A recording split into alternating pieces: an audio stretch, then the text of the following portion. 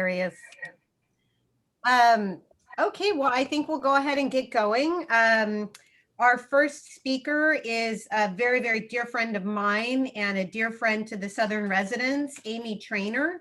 She serves as the Environmental Policy Director for the Swinomish Indian Tribal Community, where she provides technical and policy advice to the tribe's Senate and works on a variety of local, state, federal, tribal, and international fisheries and habitat policy matters. Between 2010 and 2015, Amy championed the Congressional Wilderness Designation of Drakes Bay Estero, the ecological heart of the Point Reyes National Seashore in California. She has led statewide coastal protection advocacy efforts in California legislature, served as staff attorney in 2005 for Friends of the San Juan. She was actually the very first staff attorney for Friends. And in her capacity there, she very much worked on Southern resident killer whale protection. She has been an advisor for the Makah Indian Tribe of Nia Bay, and she was instrumental in helping them establish their Office of Marine Affairs.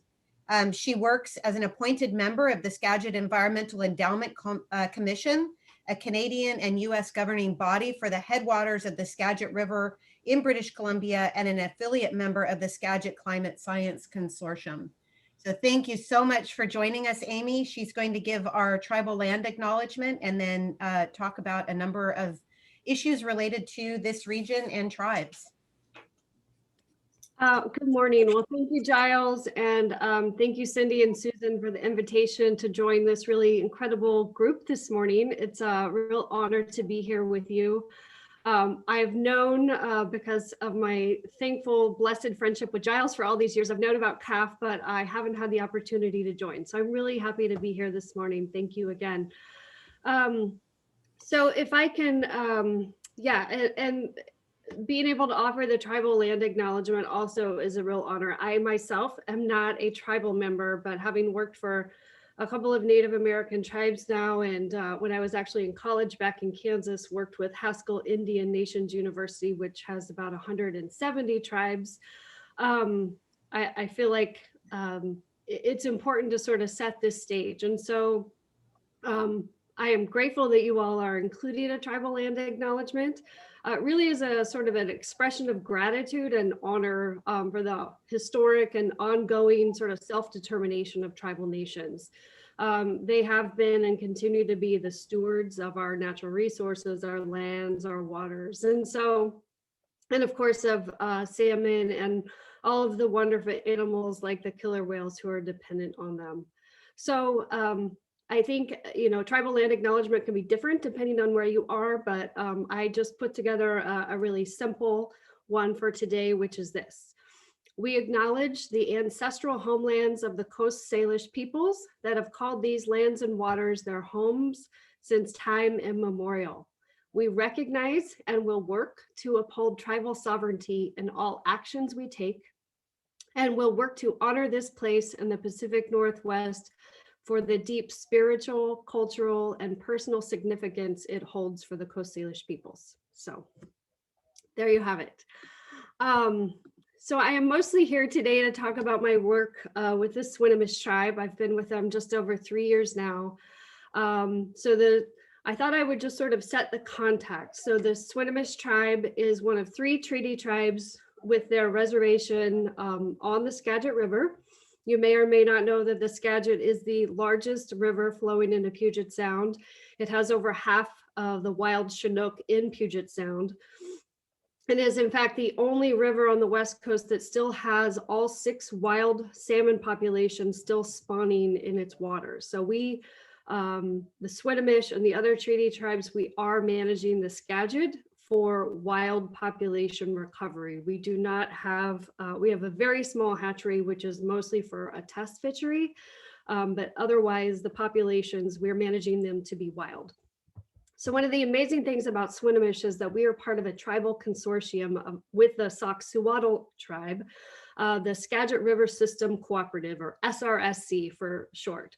So SRSC has about 30 employees, and this tribal consortium is basically what I call my scientific army of research scientists, restoration ecologists, fisheries biologists. And so they are the technical staff that I work with on a regular basis. And I thought I would just kind of give you an overview of what kind of my work with coordinating with SRSC, what we're up to. So in 2005, that would have been about 6 years after Chinook were listed as threatened on the Endangered Species Act. The tribes and WDFW, as co-managers of the fishery, wrote the Skagit Chinook Recovery Plan, which was then approved by the National Marine Fisheries Service. And maybe I can just say for, the term co-management or co-manager, you may hear that a lot. What that means is that through federal litigation, the courts have determined that not only because of the treaties, but in litigation after the treaties of 1855, that Swinomish and the state equally manage the fish and the habitat that those fish need to survive and to recover. So just when you hear that word co-manager or that term thrown around, it's important to kind of know that it has legal significance in the state of Washington. So the tribes in WDFW wrote the Chinook Recovery Plan based on science. It wasn't based on, well, did we politically think that we could do this? It was absolutely based on science, and it was, what do the fish need to recover? And Puget Sound Chinook cannot be removed from the Endangered Species Act list unless the Skagit River Chinook populations are recovery. So we are kind of key to all of it, and we're very mindful of that. So it goes without saying that Skagit Chinook are a primary prey source for killer whales. So what do our Chinook in the Skagit River that are so important to killer whale recovery, what do they need? Well, the Chinook Recovery Plan identified, again, back in 2005, that all things being, static conditions at that time, that we needed another 2,700 acres of estuary habitat. So while many watersheds are trying to get back 80% of their historic estuary habitat, our goal was, in order to support 3.6 million juvenile smolts, we roughly needed about 2,700 acres of new estuary habitat. That represents about just under 40% of the historic habitat. So how's that going? Not nearly as well as we'd like. We took a look last fall, me and the SRSC scientists I mentioned, and realized that we've only been, we have a net gain. So with sea level rise and inundation, we are actually losing some habitat every year. But in the 16 years since we've had the Chinook Recovery Plan, we have a net gain of 9 acres a year. And so at that rate, it would take till the end of the century to get to our recovery goals. And so I got our scientists together and I just said, that's not acceptable. I'm like, let's just say that Amy wants to retire in 20 or 25 years. I would actually like to have most of that estuary habitat that our Chinook need, in process, in construction to be restored. So we have taken a fresh look at, the projects that are remaining are big, complex, and expensive. But we're putting together a list to have a kind of a more strategic focus because there are really 2 key limiting factors to Skagit Chinook recovery, and estuary habitat is definitely one of them. NMFS still talks about it. The other one, which is the other kind of big policy project I'm working on with other tribes, and we're working with the governor's office, is water pollution, water temperature pollution. So in Puget Sound, if you took Ecology's data layer for all of the waters that are legally polluted, like legally impaired under the Clean Water Act, that's Section 303D list you may have heard. So if you took that data layer of all the waters and streams in Puget Sound that are temperature impaired, and you overlay that with all of those streams that are salmon streams, you have about 1,700 miles of temperature polluted salmon streams just in Puget Sound. And a lot of those have plans that Ecology has done. called a TMDL, total maximum daily load. And that basically tells you how much pollution a stream can handle. And then it talks about how you would address that. So in the lower Skagit, our whole estuary area and the lowlands, they were forested, right? And they've been cleared in a lot of cases for agriculture. I'm sure everybody knows about the tulips and the flowers and the agriculture that comes out of the Skagit Valley. Well, some of that certainly is in conflict with salmon restoration. I can't sugarcoat that. So those are some of the areas where we have those waters that are too warm.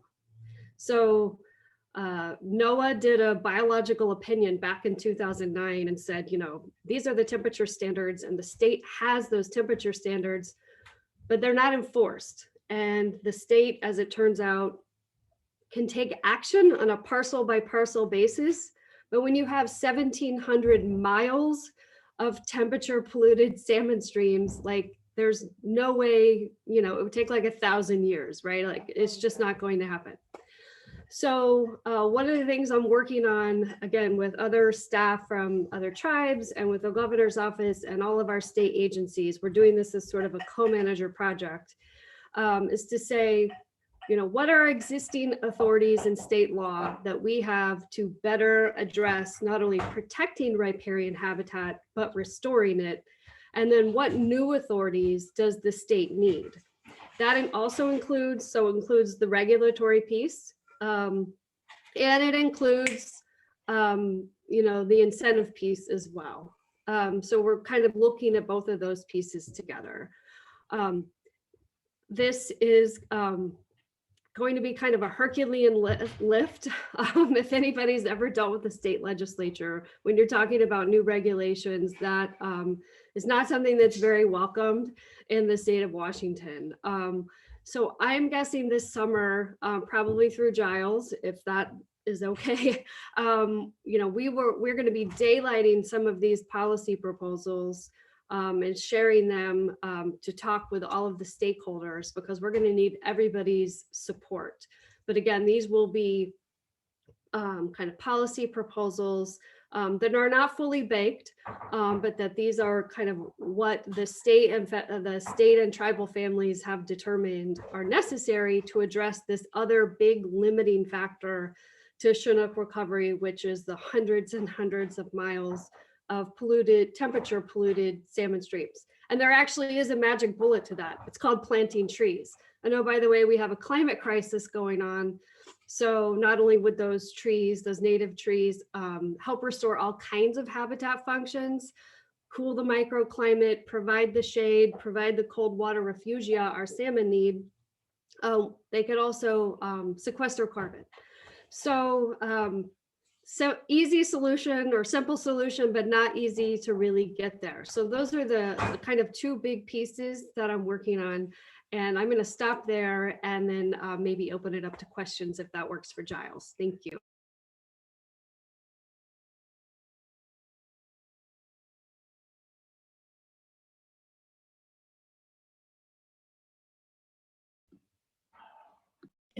Sorry, just having a trouble. Thank you so much, Amy. Do we want to, does anybody have any questions?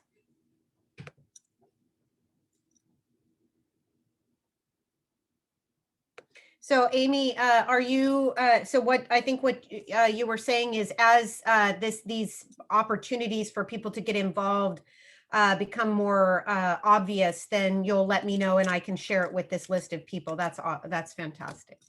Yeah, definitely. That would be great. Thank you. Yeah. Cindy, Susan, are you seeing any questions? I don't, strangely, I don't even have a Q&A box. I am not seeing any questions in the chat, but if anybody does have any, feel free to either raise your hand or just unmute yourself and ask.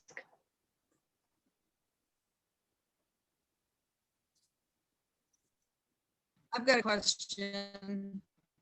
What's the biggest holdup to getting more acres restored? I think you were a little broken up, but I think your question was what is the holdup to getting more acreage restored? the biggest obstacle? Is it just funding, or do you have landowners that don't want to relinquish their agricultural lands, I imagine? Yes and yes. I mean, I will say that, you know, because of the importance of the Skagit, when we've had big projects that, you know, we're ready for and are proposed, the funding usually comes, those usually rank high in our kind of local lead entity funding structure. But we are definitely struggling with landowners not interested in, you know, sort of selling their land. And we're hoping that, you know, is that we can educate landowners, especially those on the Delta. So, you know, the North Fork and the South Fork of the Skagit River split. And in between, that's called Fur Island. That whole island is subtidal. And it's sort of, you know, the water table is rising and sea level and storm surge are coming in. And so it's increasingly making those agricultural lands probably less productive, probably more susceptible to saltwater intrusion. So as that happens, we're trying to make sure that we're ready when a landowner is ready to buy, ready to sell to us that we could buy. Right. All right, thank you. We have another question. What's the most important thing the public can do right now to support this work? That's a great question. Certainly,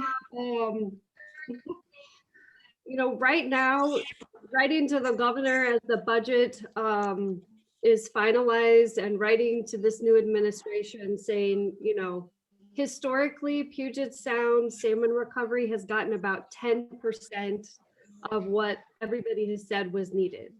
That we need a massive, massive cash infusion over the next, you know, 5 to 10 years to really do these big, complex, expensive restoration projects. So the governor's budget actually has more money for the Salmon Recovery Funding Board and some of the other restoration programs than they had been in the past. So right now you could say, Governor Inslee, keep it in there. Come on, legislators, keep that, you know, extra money in the budget. We need it. But that even in of itself is a fraction of what we really need. Okay, maybe I can work with you later and we can come up with some talking points and we can share that around our different groups and send that out to our members to have them have a better idea of what to say, because that's exactly the kind of thing that this group of people is really into doing. Yeah, I'd be happy to help with that for sure. Great. All righty. Well, There's another, if we have, what's up? if we have time for one more question. Mm-hmm. I'm going to shut off my video because my internet isn't so great right now, but there is, I'll kind of combine this into one question in two parts in the chat. How can we track these key legislative pieces, and which politicians and leaders in Skagit are aware of the situation and want to remedy it? Great question. I think it's safe to say that all of the legislators, all the way up to the governor's office, everybody's aware of the problem. I think everybody is interested in fixing it. I think there's definitely differences of opinion about how to fix it. And I think that's one of the reasons that this state tribal kind of work group addressing the riparian habitat piece is going to be so important to sort of build stakeholder and broad public support. Also an opportunity to educate the public about the problems, and, you know, everybody can kind of get behind planting trees, right? But there's some property rights issues and, you know, logistics to work out for sure. So we need to do it in a really quick way because trees take a while to grow. And so if we want to, you know, be able to counter the climate warming that continues to happen, you know, as well as address the temperature pollution we already have, we really need to get those trees in the ground pretty quickly. So it's going to take all hands on deck for sure. Awesome. Fantastic, Amy. Thank you so much for being our first speaker, kicking us off and giving us an awesome talk and primer on this statement. Okay. Well, next up, we have Julia Good-Stefani from the and sorry about that. National Resource Defense Council is NRDC, and Julia is staff attorney, senior staff attorney there. And yeah, folks, if you can make sure that you're on mute, there's some background noise that's kind of loud. Thanks. Julia works to protect marine mammals, wild places, and communities. She has worked on a variety of cases and campaigns at NRDC, including the effort to secure greater protections for whales from the Navy's use of underwater military sonar, litigation to stop Royal Dutch Shell's exploration for oil in the Arctic, and she continues to fight to save the vaquita porpoise, which is the smallest of our cetaceans on the planet. Currently, Julia is focused on preventing the extinction of the southern residents by working with partners and allies to restore their primary food source, specifically Chinook salmon in the Columbia River Basin. Prior to joining NRDC, Julia taught and supervised a law clinic, worked for a small firm, and clerked for 2 different federal judges in California. She does have a master's degree in biology from Dartmouth College and her law degree from Yale Law School. She's based in Mosier, Oregon. So turn it over to you, Julia, if you're ready. Good morning, everyone. I'm delighted to be here. Thank you for inviting me to speak with you today. How's my internet? Is it all right? Okay. All these rural places come with such adventures in this age of COVID. I'm grateful to see all of you here. I am sad not to be joining you in Friday Harbor and doing this the old way, and hopefully we can get back to that one day. As Giles said, my name is Julia Goodstefani. I'm attorney with the Natural Resources Defense Council and have the great privilege to work in our marine mammal protection project, where we really focus on a variety of threats to our world's most endangered whales. And my favorite population of whales to work on these days is the southern residents, front of mind and close to my heart because I live along the Columbia River and feel very connected to the whales because I am so closely connected to one of their primary sources of food here. I'm going to talk this morning, and I don't want to. I have a very generous slot of time to talk with you, but I don't want to talk at you for the whole period. So my plan is to give you a little overview of where things are right now on Columbia Basin salmon restoration. And specifically, we've had a proposal from Representative Simpson from Idaho,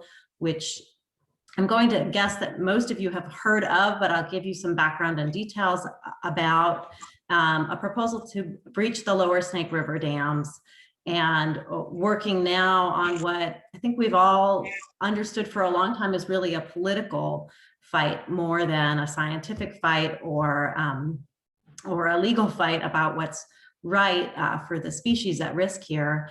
So I'll give you some of the background of Rep. Simpson's proposal, what's in it, the good, the bad, and then I would love to talk a little bit about the politics, what the various organizations are doing, what NRDC is doing, where we are, and would love to open it up to questions. And certainly if you think of one along the way, throw it in the chat and I will leave it to Cindy and Giles to either interrupt me or we can do questions at the end. Does that sound good? Does that sound good to you, Giles? Okay, great. So we've been caught in the current status quo of the river configuration for a number of decades now. The lower Snake River dams were built in the late 60s and early 70s. When they went in, there were many reports at that time done by government and state agencies saying that these dams were incredibly risky, that if you built these dams, you really risked upending the whole Columbia Basin salmon system. Tremendous watershed behind the lower Snake River dams, really that pristine high mountain salmon rearing habitat is back there. As many as you know, I'm sure you've talked about Snake River dams. In fact, I may have with you all during a CAF workshop in the past. So that is where it's at in the Columbia Basin. And we, environmental groups, since the listing of salmon those runs in the early 90s, thanks to the leadership in large part of the Shoshone-Bannock tribes, and the Nez Perce tribe and others, but especially the tribal leaders who worked on those listings, those first ones. There's been litigation ever since. The federal agencies have failed to prove in court 5 rounds now that their current hydropower system meets the requirements of the Endangered Species Act, that it does not jeopardize the survival of salmon. And specifically, right now, I believe there are 13 runs listed as endangered or threatened, not all of them in the Snake River Basin, but in the Columbia Basin system as a whole. So in 2016, Judge Simon, a federal district court judge in Portland, issued the latest order saying that the agencies had to redo once again their environmental review documents, a new environmental impact statement under NEPA, a new biological opinion in accordance with the Endangered Species Act. We are $17 billion at this point into money the federal government has put into salmon restoration in the Columbia Basin. The salmon runs are arguably no better off and several worse off than they were before. We are understanding in a new way the connection between those runs and the southern residents. All of the parties get together and decide on a flexible, what they're calling a flexible spill agreement, to increase spill slightly during certain times of the day. The states have to work on this too, to increase the dissolved gas standards. So right now what we have is since the last round of litigation, we have slightly better spill. Some would argue that the spill, because anyway, it's controversial whether that spill is all that much better or not, and it'll take a while till we get results actually on because of the length of the life cycle of the salmon, whether that's really being beneficial. But we are essentially where we have been for 30 years. A Republican in Idaho, and some people are asking, why is this coming from a Republican? Why is this coming from Idaho? And I will say the calculus is different in each state, and you're seeing different behavior in the 3 states that are most impacted: Oregon, Washington, and Idaho. So Idaho pays the cost, like the Nez Perce tribe does, of these dams being at the end of the system. And it gets very little of the power benefit. The largest customers for Bonneville Power are in Washington State, Seattle City Light, Swinomish PUD.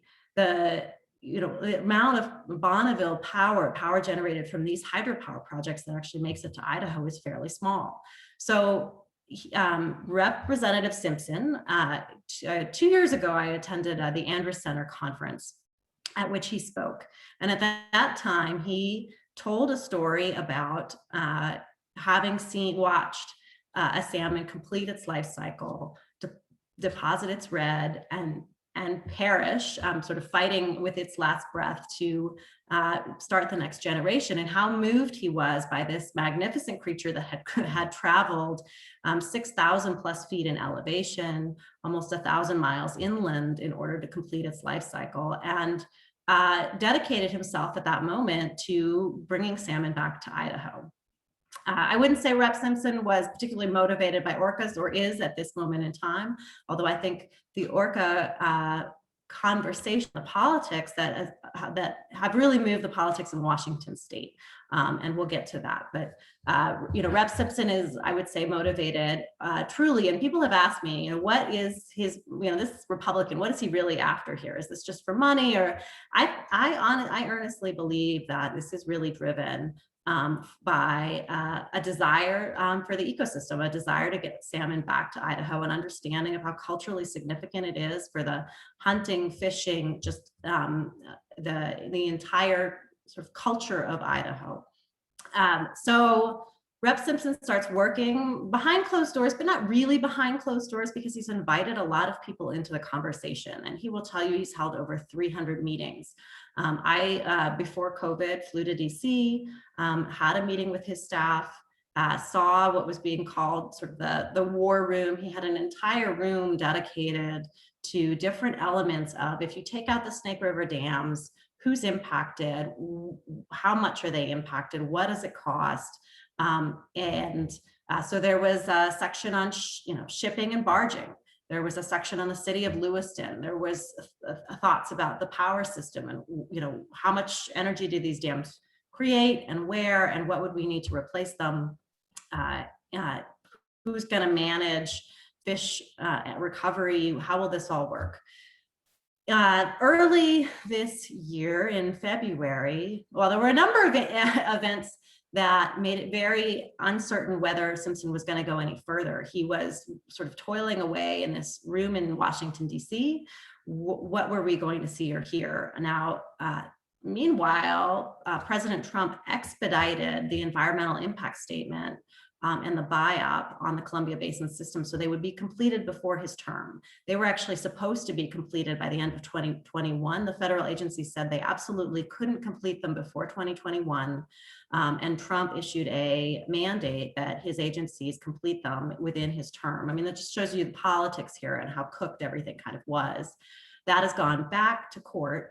Plaintiffs are back in court, led by Earth Justice. The state of Oregon just refiled its complaint, so it is back in court as well. We expect the Nez Perce tribe to continue as an amicus. The Spokane tribe of Indians has joined the litigation. So that process is going on. Meanwhile, we then hung in the balance, as you all probably recall, close election. Biden wins. That gives this idea a chance. Under Trump, I think the idea of Snake River dam breaching, very little chance that Simpson would get anywhere with that. And then we have the Senate in the balance. And without a Democratic Senate, despite this idea coming from a Republican, I also think that dam breaching has very little chance. We got a 50-50 Senate. We have a democratically controlled sort of Senate. And all of a sudden this idea has some legs. Everybody starts talking about it a little bit differently, at least in my universe. And I think that gave Simpson sort of the push that he was looking for or needed, this just sort of alignment, very unusual alignment of opportunity. And February 6th, I believe it was, he rolled out his salmon proposal, and that it was a 33.5 billion. And I'm going to just give myself a time check here just so I know. Okay, I'm going to try not to rattle at you too much longer, but I'll give you the details of the plan. So it's a $33.5 billion proposal that includes taking out the lower Snake River dams. That piece of the proposal, removing the earthen portions of the dams, is relatively small out of this whole proposal. It's 1.4 billion. A lot of people will tell you could take out those dams for a lot less money. I think all of the figures Simpson has proposed, people think are inflated. And the idea is he doesn't want anyone to say that for any aspect of this, or I can't speak for Simpson, but my understanding is from talking to people close to him is that, if they say it's going to take $5 billion to do X, then give them $5 billion and they can't complain. So if they say it's going to cost $1.4 billion to remove the dams, then we'll get $1.4 billion authorized. And if they don't spend it all, they don't spend it all. It goes, wherever. We'll worry about that. But so the idea is that this would, just backing up for a second, would attach to an infrastructure package, and that infrastructure package that Biden is talking about, DeFazio is talking about, that is supposed to be in the ballpark, people are guessing, of $2 to $3 trillion. So of that package, this is 1%, maybe 2%. And that's kind of, I think, the larger model for within which even the Snake River Dam piece is. So in addition to that 1.4 billion for taking out the dams, and the date for that is 2030. And we can discuss what people think about that date. There's also money for a bunch of other things. There are $3 billion for watershed restoration that reaches well beyond the Columbia Basin itself. It goes from Montana, which I think is in line for 300 million, to Puget Sound, which is in line in this package for 600 million in watershed basin partnerships. And exactly what that looks like and is, we are working on and trying to figure out. But it's a large chunk of money to be putting into all kinds of other salmon restoration projects beyond just the Snake River Basin. Let me make sure I get you everything. So there's 75 million for just restoration of kind of, you drain the water, it looks ugly, we are going to fix that, plant trees along the banks or whatever. 125 million for cultural resources preservation. You drop the water level, all sorts of cultural resources that were inundated become available again. 300 million for rail and road mitigation upgrades. 10 billion, and here's sort of the heart of it, and a place where NRDC is doing a lot of work is on the energy piece of it. 10 billion of the 33.5 billion is for replacing the firm power that those dams generate with other resources. 4 billion is for having elevated spill and replacing the power that elevated spill loses. Again, we can argue about whether those numbers are inflated, and I think that they all are, but these are the numbers that they're hearing from the utilities are required. 2 billion for transmission upgrades. That I actually think is probably a modest figure for what the whole region needs. 35-year extension of licenses on all other FERC dams. So private dams that that have to go through a licensing process have their dams automatically extended by 35 years, their licenses, a litigation moratorium on the public dams, and these are the really controversial pieces that I hope we'll get to talk about a little bit. A 35-year litigation moratorium where no ESA litigation, Clean Water Act, or NEPA litigation can be brought, and those are sort of our bedrock laws that we depend on against the main stem Columbia dams, the other ones. There's a $500 million dam mitigation fund for dams that private interests, you sort of think of the Klamath situation, or if you've got a dam that needs to come out and you just don't have the money to do it, there's a $500 million pot of money for removing other dams to incentivize that. I talked about the partnerships. There's a lot of money for agriculture that's sort of mysterious in here.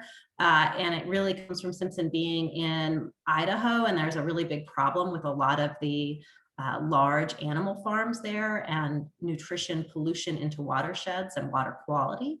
And so there's a 1.6 billion to manage animal waste that's really aimed at large dairy and beef farms in Idaho, is my understanding from talking to Simpson staff. There's money to restore for restoration and renovation of the city of Lewiston and Tri-Cities. I think those two inland areas are seen as really politically key to making this possible. And so you're going to see a lot of how do we give them something here in exchange for this loss. And so there's economic development money, there is watershed, there's like riverfront development, there's some mitigation money for the paper mill. If you've been to Lewiston and Clarkston, there's a huge paper mill there that impacts the air quality and water quality. The proposal, getting close to the end of it here, also includes creating a Snake River recreation area out of that area. So if you're familiar with the various federal designations of land, a recreation area is one. It probably has the weakest protections. My sister, who works for the Forest Service and does these sorts of protections for the Columbia River National Scenic Area, would tell you it, but it does come with some level of protection and funding for continuing to have boater access and those sorts of things, but being federal land. There's money for the grain handling, updating the elevators, and for the shippers. There's $1 billion for shippers.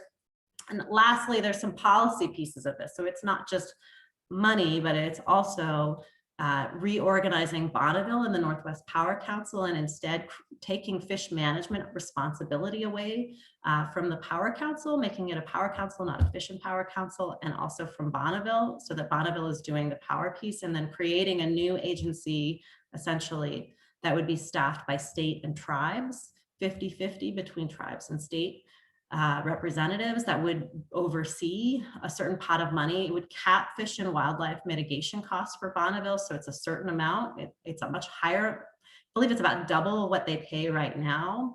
I got to check these figures, but it would be set for a certain amount of time. So good and bad there. It's higher than current levels, but it doesn't fluctuate. And a lot of this is aimed at, from the energy piece of it, creating certainty for the utilities, Bonneville's customers, so they know how much they're going to pay. And that's why they want an end to the litigation. That's why they want a cap on fish and wildlife costs. From my understanding of why, I can't speak for the utilities, but that's my best guess.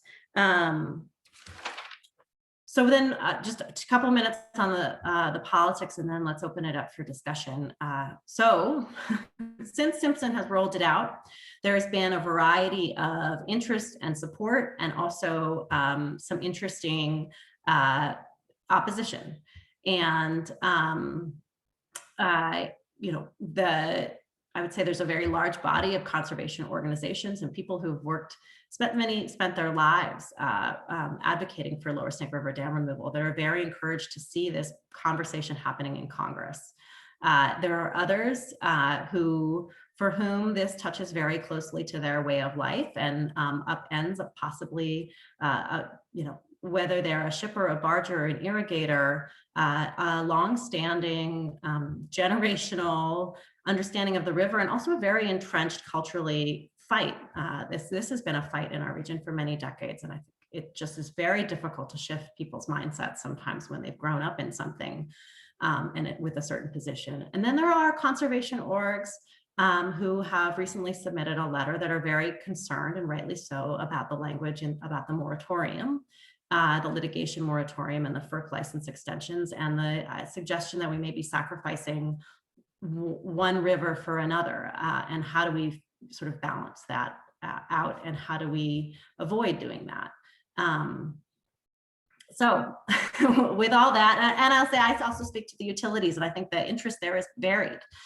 Some people see this as a really great opportunity with a lot of money. I mean, if you're going to get a court to push you in this direction and you don't get any money from the court, why not right now, when we're in this moment of energy transition, why don't we upgrade our transmission now? Why don't we really take advantage of billions of dollars of new firm power to build the resilient system that we need here? And then others who are concerned about it.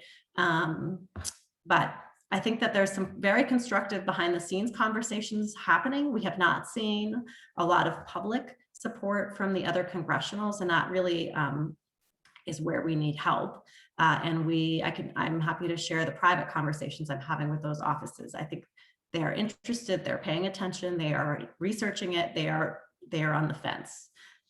So that's my analysis of where that is. Happy to take questions. Thank you, Julia, for that amazing synthesis of that huge document. That's really helpful. Okay, folks, you can either just pop your questions into the chat, or just unmute yourself and we'll see how that goes. You can just ask Julia your question directly.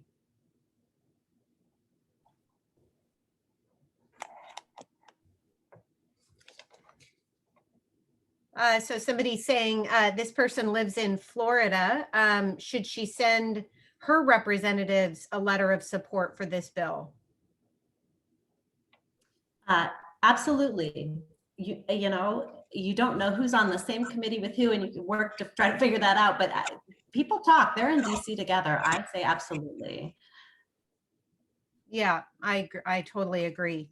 So a next question is the opposition politically powerful enough to block the plan? Oh, well, I mean, I wouldn't want to weigh in on the political power of, for example, Center for Biological Diversity versus an NRDC, if that's what you're asking. You know, I think, I don't actually think within the conservation community, I'll start there, there's other opposition, and maybe that's what you're referring to. But within the conservation community, there's concern, but I actually think you're going to see, and I hope we will see, a more constructive message, because I think at the heart of what's happening here is we share concerns about details of the process. We just have had a different strategy of initially saying, let's just start this conversation, and then let's get our Democratic senators and representatives engaged so they can help us fix this thing. We don't, you know, I can say I've spoken to at least one utility that has said the 35-year moratorium doesn't even help us that much, because state law it doesn't protect these resources all that much because state law continues to apply, tribal treaties continue to apply. Let's start talking about a different solution. And that's what I'm interested in. If what you need is security that for your customers, for all of us that pay our utility bills, we won't have bills that radically jump up and down. I think we can agree to that being a good thing. And we can find another way to construct that doesn't constrain us from protecting endangered species. And I think there is a third path here. You don't have to support every detail of Simpson's proposal to support working on this as a legislative package and the region coming together and doing this in a way that isn't in court and does have money to keep everybody. I don't like the term keep everybody whole because I think some people have already paid so much and are not whole right now, but at least help sort of balance and mitigate and plan for this kind of change. As for the political power of the other opposition, some of that is very difficult to weigh. The shippers have really an outsized political power, that sort of transportation corridor. The utilities have a ton of power too. And so really this is an effort to work together and try to figure out what do the agricultural interests, these other political interests that have a lot of power, what do they need? How can we construct a package that says, okay, almost everything here other than the salmon and the orcas can be replaced with money. If the problem is for the irrigators is that their infrastructure doesn't reach the river, if the reservoir drops, let's take care of that and pay for it for them. Right. So there's some more questions, but I would like to make sure that we have some time to talk about this idea of people getting behind the plan now, even though there are parts of it that they're not stoked about, and whether or not that is the right way to be thinking about this? Is it best to start a dialogue, get people in the same room talking about this as a beginning point, and then start negotiating from there? Like, is that a possibility? But let me go back to a couple of questions here so that I don't skip anybody.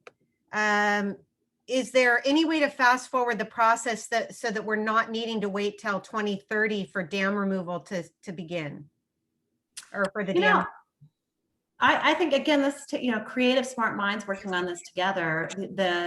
The reason for that 2030 date is I suspect utilities plan in about a 10-year planning horizon, and we have a bunch of coal retirements happening here in the basin, in Oregon and Washington, and these 100% clean requirements in Washington already and moving that way in Oregon. So in order to start the conversation, I think that you needed a planning horizon that the utilities were comfortable with. That said, right now the legislation said, the proposal says, there's no legislation written yet, it's just a proposal at this point. It says the firm power will be built before the dams are removed. Well, what if we had a provision in there that, if the firm power is built in 5 years, we breach the dams in 5 years and we don't have to wait 10. I mean, these are the sorts of things that I would say this is really at a very nascent stage, an early stage, which is why to me, it is important not to get too hung up on the details that you don't like. Simpson will say himself, and his staff will say, if you don't like it, write it a different way, give us some ideas, tell us how, and obviously he's hearing from everyone. So, it's not as if we can just go in there and write it for him. But I do think there is a lot of room to shape this now, and which is why I would encourage everyone to be engaged and to keep this moving, because it's going to take people with those sorts of suggestions. Like, let's write it so that no later than 2030.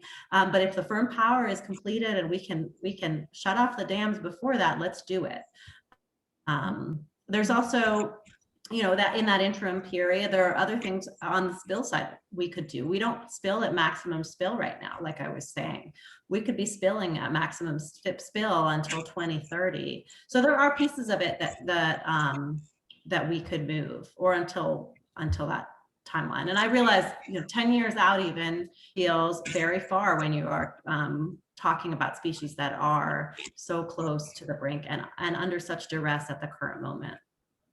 Mhm, mhm. So another comment here, I had always hypothesized that reluctance for some liberal leaning politicians had to do with them choosing their battles beyond environmental concerns. Is it more complicated than that? I mean, exactly why I think the politicians here are reluctant for a number of reasons. One, nobody wants to put their neck out unless something really looks like it's going to move. That's politically risky, right? You're going to take a bunch of political heat for something. This is what I've been told in a meeting with staff. You want to make sure it's moving. They're very conservative in their approach. Otherwise, you get backlash and no credit later on when you go for re-election, right? Like nobody's going to thank you for something you tried and failed to do. And the people will remember that you tried to do this controversy. So they want it's why I think you see very little public support at this moment from some of the Democrats. But I think behind doors, I have had staff say, we are with you. We want to make that, what can we do? And I have also just witnessed a lot of interest in research and trying to figure it out. This is very tricky legislation. And it's one of the realities staffers have to deal with that they talk to me about. If they're, what kind of bill are you going to put this in? How are you going to mix having funding and a lot of money on the one hand, and then also making these sorts of policy changes, a new agency that would take some of the responsibilities away from Bonneville, and those sorts of mixing those two, it creates challenges. The timeline here also creates challenges. So staff are working on it, but the failure to engage, I think, there's a sort of complex set of reasons, and it's probably different for each representative. Yeah, I'd like to just also, well, I have so many questions myself. Would it be constructive to call on the energy companies and institutions to protect resources? Companies now are under significant pressure to align and actively support environmental sustainable practices. Can we put them in the forefront of this issue? Yeah, absolutely. And thank you. We often fixate too much on call your senator, call your governor, but there are actually a lot of other important people in the mix here who have a lot of just varied and different political power. And it is a political fight. So, at the end of the day, I'm going to come back to that. But we are seeing a lot of utilities on the fence at this very moment. Call your utility, write them a letter, tell them to get on board, and not just because of salmon and orca, but because this is an opportunity for the region to get, most of this money is going to energy infrastructure. If you want a resilient grid, if you want 100% green energy, this is the package for you. This is going to upgrade the transmission system. This is going to create, right now the proposal is 3,000 average megawatts, which is actually 3 times what the dams produce. It's just their nameplate value of clean new renewables. It will allow us to avoid all the sorts of issues we're seeing in California and Texas by taking this moment, which is actually before a huge crisis of that nature, to upgrade the whole system with projects that have been sort of shovel ready for a while now. People know what needs to be done. So I really see the utilities. I live in Wasco County, very conservative county. Wasco County co-op is, my electric co-op is very conservative. They're a member of the Northwest River Partners, which has been very outspoken against dam removal. But I'll say the messaging out of Northwest River Partners has been sort of, there's good, there's bad, we're looking at this thing. So give a nudge to Wasco Electric Co-op, your energy provider, your local elected officials, and say, get involved. This is too important to sit back. And I think it goes beyond, for me, just salmon and orcas. Not that that's a small piece of this; it is a large piece of it for me, obviously. And in addition, I think this is an clean energy infrastructure bill. It is also a social justice bill. And we recently saw last week a letter from Washington's Black Lives Matter, in solidarity with the Northwest tribes that have spoken out about this. And the list of tribes, I'm going to try to recall them all. Well, I might not try to recall them all because there are so many. Significantly for me, where I live, the Yakima Nation has been in public support, and the Confederated Tribes of Umatilla Indian Reservation has been in support. In addition to the longstanding support from the Nez Perce Tribe and the Shoshone Bannocks, but you've also seen Colville and Spokane and various leaders from. Most recent letter was leaders from Lummi and Macaw, not current government, but prior. So there is just a real variety of tribal voices speaking out here, and I'm hopeful that we'll continue to see that. So when I talk about this, it's a clean energy bill that secures the Pacific Northwest wildlife we just love the most, the real backbone of our ocean and our river system, and it's a social justice fight here. Great. Yeah, that's great. Thanks for that question, Mike. And also the previous questions, Lori, Elise, Pam. Carrie Koski has a neat thing to add, just cool new alliances, hopefully adding new voices to the discussion. You touched on this just a moment ago, Julia. Washington Black Lives Matter Alliance, Black Liberation and Indigenous Self-Determination are forever linked. And she's suggesting to let our elected officials know that we stand with the Northwest tribes who are calling for a holistic solution to restoring salmon and removing the 4 Snake River dams. So thanks for that comment. If you had anything more you wanted to add to that, Julia, feel free. Otherwise, does the legislation touch the soil regenerative practices in the agricultural piece? That question from Christina. Thanks, Christina. Regenerative ag is an area that NRDC is really ramping up our work in. We got one of the large Bezos funds, and a significant piece of that funding is for regenerative ag, and we are looking at this through a regenerative ag lens as well.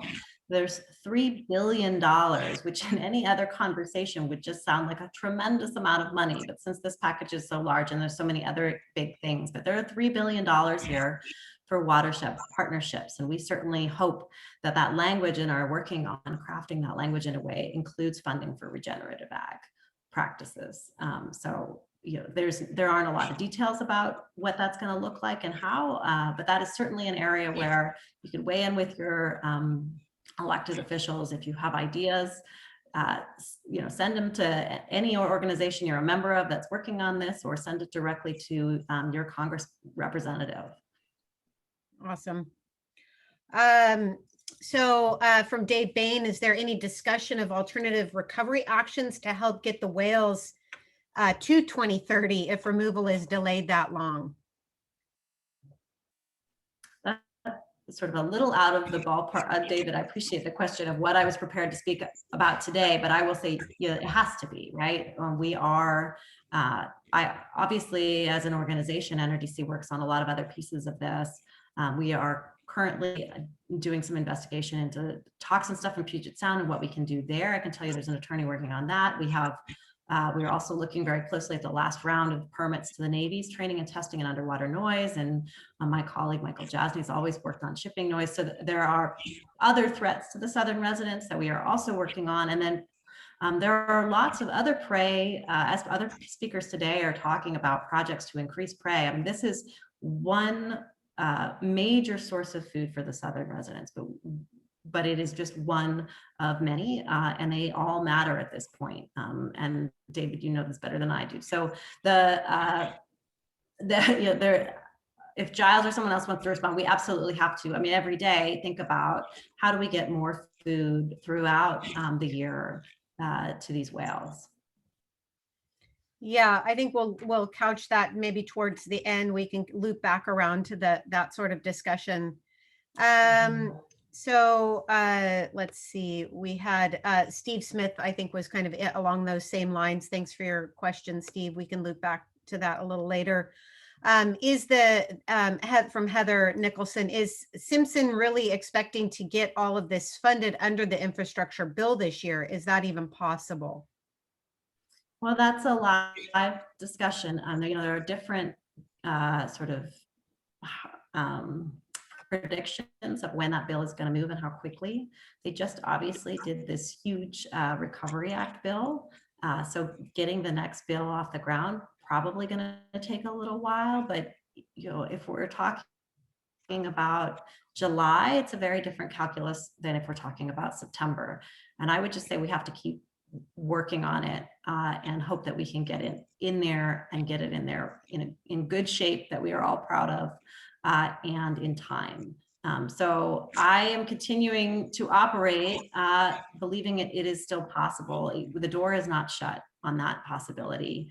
The infrastructure package, like I said, $2 to $3 trillion, it's going to be very complex. This is not the only region having really complex discussions about what do you fund and where, and getting all of those pieces in alignment is going to take a little bit of time and work. So while I've heard from congressional offices that it will be challenging, that this is not going to be easy, I still think that that window is not closed.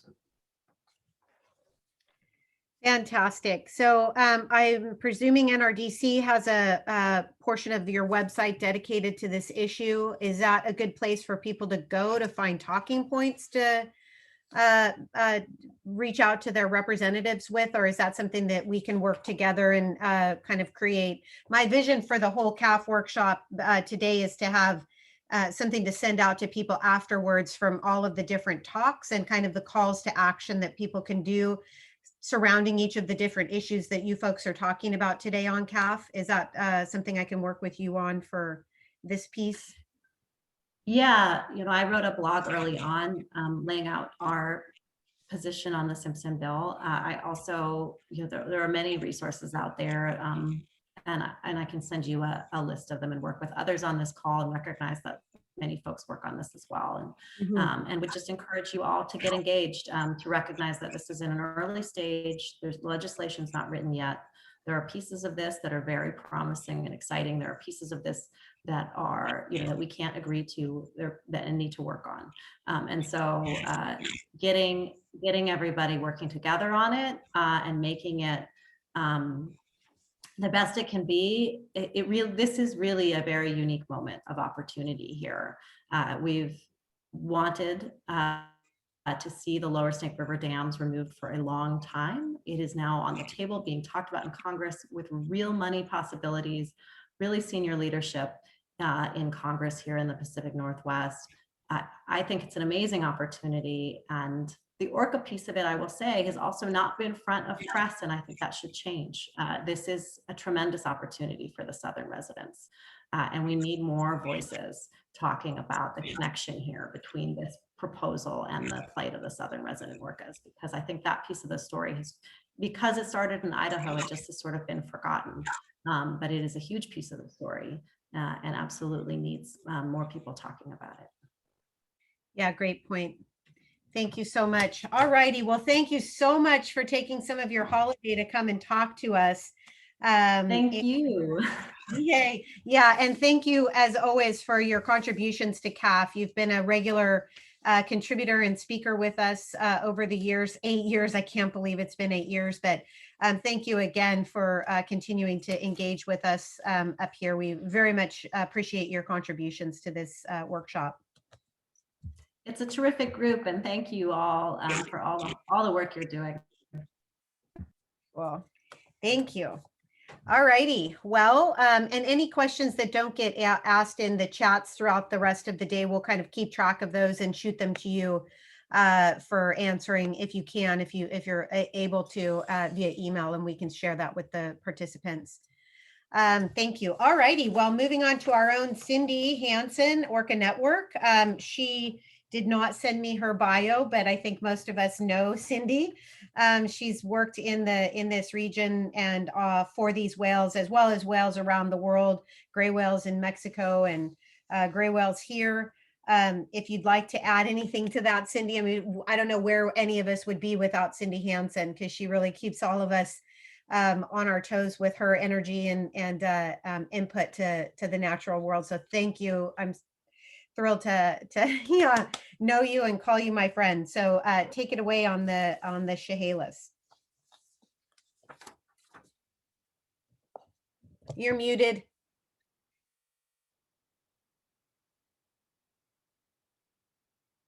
You're muted. Yeah, Okay. thank you. Thank you. Thanks for that introduction. That was very sweet. Okay, I'm going to go ahead and share my screen. I actually have a few slides.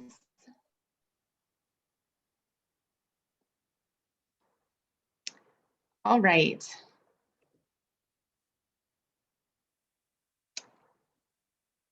And I will be kind of brief. I know a lot of you are familiar with the Chehalis River issue. And if you attended CAF last year or attended Ways of Wales, a lot of this will be review, but I just want to give you a little bit of a kind of an update on what's going on with this and an overview of what the issue is. So while we're talking about taking down the Snake River dams and while we're celebrating the Alwa dams coming down, we're also having to work to stop a new dam from being built. They're not calling it a dam. They call it a flood retention facility instead, but it is, for all intents and purposes, a dam. So I just want to talk a little bit about the Chehalis River, where this is being built or being proposed down in Southwest Washington. And the Chehalis River dumps out into the Pacific Ocean at Grays Harbor.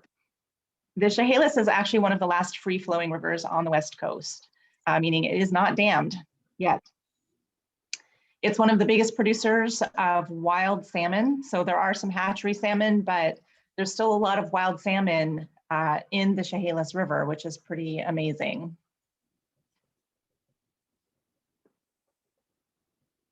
It's the only major river system in Washington without threatened or endangered salmon. So that doesn't mean that they're not struggling. The salmon in the Chehalis are definitely declining, and the spring Chinook in particular, there's a lot of concern about them. They could potentially be going extinct if action isn't taken pretty quickly. But they're not listed yet. And what that means is that there is still an opportunity to protect and save them if we do it in an intelligent way. The reason this dam is being proposed is not for electricity, it's not for irrigation, it is strictly because of flooding, because that area does flood quite a bit. Minor flooding is really common, but they have had some pretty catastrophic flooding a few years in the past, and that's what this dam is meant to mitigate. A lot of people like to call it flood control, but the Chehalis River Alliance that I belong to, somebody there said, you can't control flooding. That's like trying to control the wind. You have to mitigate it. It's a natural process. So mitigation is basically what we're looking for. So this is the Chehalis River where they would build a dam. And this is what it would look like. It would be huge, 24 stories high. The environmental impact statements have said that there would be impacts to salmon due to habitat destruction, increased water temperature. There would be impacts to tribal culture and treaty rights. And there would also be impacts to southern resident orcas. This dam is actually, one of the things that they're saying is that it wouldn't really impact salmon as much because it's not closed all the time. It would be open most of the time and allow for salmon to go through, but it would be closed during times of these catastrophic floods. But the big concern is that it's being built right in the salmon habitat. So salmon spawn right in that area where this dam would be built. So even if it's open most of the time, you're destroying a lot of habitat just by building it. And of course, anything that impacts the salmon are going to impact the southern resident orcas as well. As Julia said, the Columbia River is incredibly important for southern resident orcas, but it's not the only river system they rely on. So they do eat Chehalis River salmon. This is the priority Chinook stocks model that was done by NOAA and WGFW. And they basically ranked the salmon runs as to how important they are to southern resident orcas. The Chehalis River is part of the Washington coast stock, and you can see it had a total score of 3.69 out of 5. So it is really important to them. And what's also important to note is that when we have these other salmon runs that are declining, particularly in the Fraser and in Puget Sound, we have to protect the runs we still have, in addition to recovering the runs that we're losing. So the Chehalis is really important because, again, they aren't listed yet, although they are in trouble in some places, but as of right now, it's still possible to protect these runs and keep them from becoming endangered. So it's really important to protect this habitat. So this is actually a state and a federal process. The state would be building the dam, the state would be funding the dam, but they do require federal permits. So there was a draft environmental impact statement that's already been done, both for the state and the federal. Those have been completed. They have taken public comment. They did get a lot of public comments, both for and against this dam being built. But in the public comments or the public meetings, the comments were overwhelmingly opposed to this dam. And in addition to that, the two major tribes in the area, the Chehalis and the Quinault, have both come out in opposition to this dam. So that was pretty monumental. As a result of that, the Chehalis Basin Board announced at one of their meetings after the public comments for the state draft environmental impact statement, they announced that, you know, maybe we haven't explored other options for flood mitigation as much as we should have. So they were going to start looking at those in a little bit more detail. So that was kind of a big win based on all of the public comments that came in. They decided that they really need to look more at local alternatives. And then in July, Governor Inslee also expressed his concern about this project.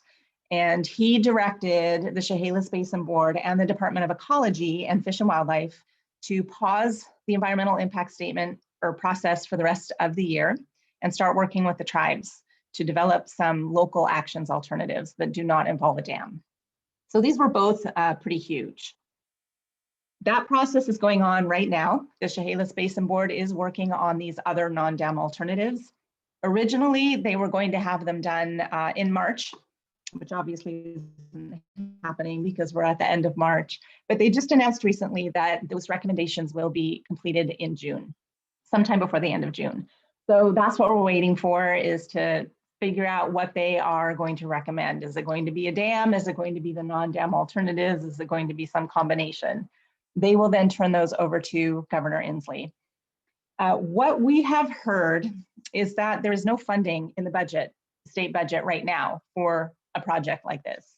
So at the very soonest, it won't happen for at least 2 years, because we have our biennial budget going through right now, going through legislation. So the next opportunity to get funding for this would be in 2 years. So that does give us a little bit of a window.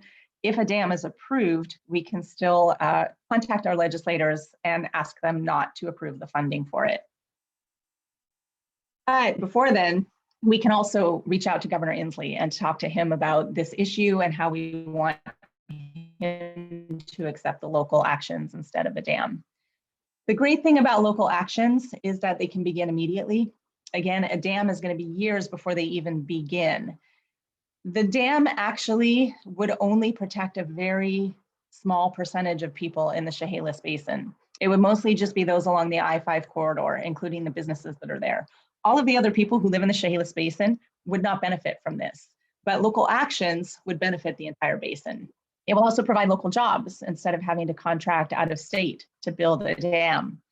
And it will help protect and restore these salmon runs instead of depleting them further.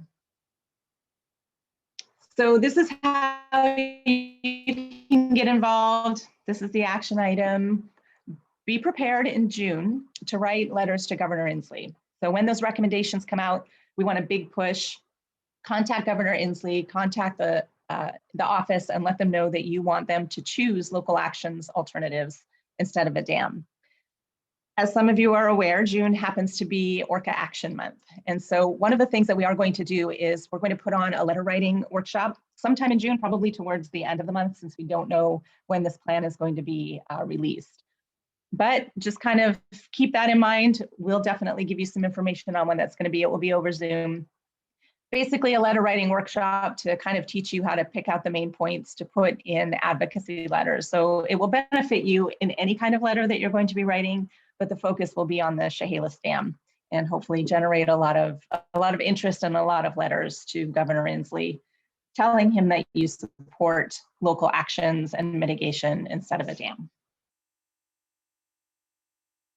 All right, so that's it for the slideshow. I'll go ahead and come back and see if there are any questions. Thank you, Cindy. That was really informative. And it feels like in comparison to so many other things, it feels like there's been kind of steady positive wins on this issue. And it just feels very refreshing to have some forward momentum in a positive way. And so thank you for updating us on that. Yeah, I absolutely agree. It has been really refreshing to actually see that we're making some progress and that we're being listened to. And that we do have some public support. Even people who live in the Chehalis Basin who have been impacted by floods are opposed to a dam. So yeah, this actually feels like something we can win. Mm-hmm. And with regard to the flooding, I remember the last time that area flooded and it was pretty significant across some of the roadways. It seems to me that, you know, figuring out ways to, you know, we're always building things in places that we shouldn't be building. You know, maybe that's just, it's not really a question, more just like a comment to be, I wish that there was more opportunity for us to weigh in before things get built, you know, and of course we're dealing with roads that have been there for a long time now, but surely we knew that that was a flood area before roads were built in so many of those places. So question, is there a lot of— That's so true. And there are a lot of— Go ahead. Go ahead. No, sorry. I know I have a bit of a delay. Yeah, there are a lot of businesses built right in the floodplain. You know, when you build I-5 and a bunch of businesses in a floodplain, this is what happens. And it hasn't stopped. Like, there are more businesses going in all the time, even though they know that's a flooding area. So, you know, they're talking about some of these local actions would be potentially raising I-5 and potentially raising some of the houses that are in the floodplain. So yeah, you're right. It would be nice if we could have some kind of say on this, or. Yeah. So I think you kind of just touched on that a little bit. Lori asks, is there a lot of property impacted that belongs to the Port of Chehalis? Yeah, there is one area where they're talking about raising levees as well, close to the airport. So there is, yeah, there's some. I don't know exactly how much of the property is Port of Chehalis property, but some of it is for sure. Okay, Cindy, thank you so much. As Heather says, thanks for staying on top of this for us and passing on the information, and we'll be on the lookout for that Orca Month letter writing opportunity. Great, thank you. All righty, next up we have Colleen Weiler. Colleen has been the Jessica Ricos Fellow for the Whale and Dolphin Conservation Group since 2014. Her work concentrates on identifying effective conservation strategies and protective measures for orca populations off the west coast of the US and Canada, with a focus on endangered southern residents.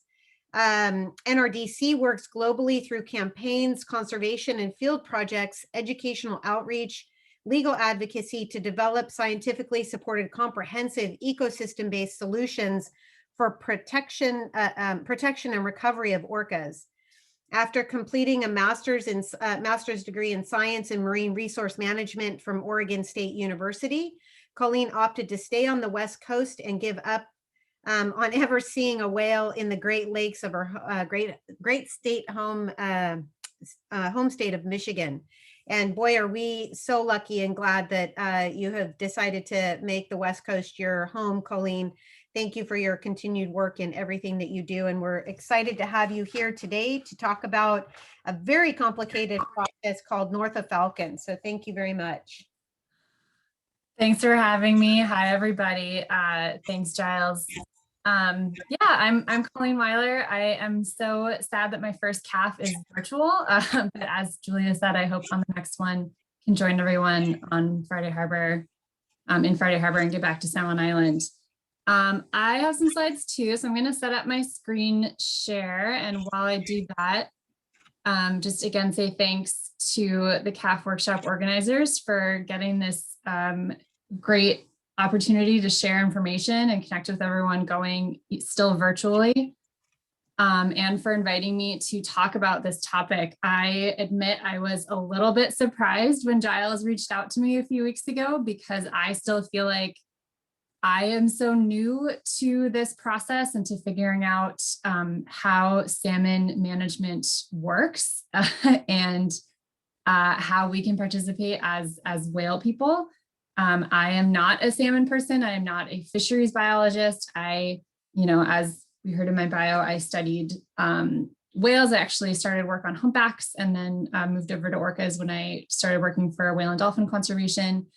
And this process is really intimidating. And when we first started getting involved a few years ago, and Giles and Cindy and Karen and some others who are here virtually today, and some other folks too, when we started going to these meetings and kind of really diving in a few years ago, it was a lot. It's very complicated. It's a little bit intimidating. There's a lot of information. There's a lot of acronyms. A lot of terminology that is brand new, like what exactly is North of Falcon. But I think we have learned a lot in those 2 years, and I hope that we have been more effective at getting some better consideration of the southern resident orcas in this process.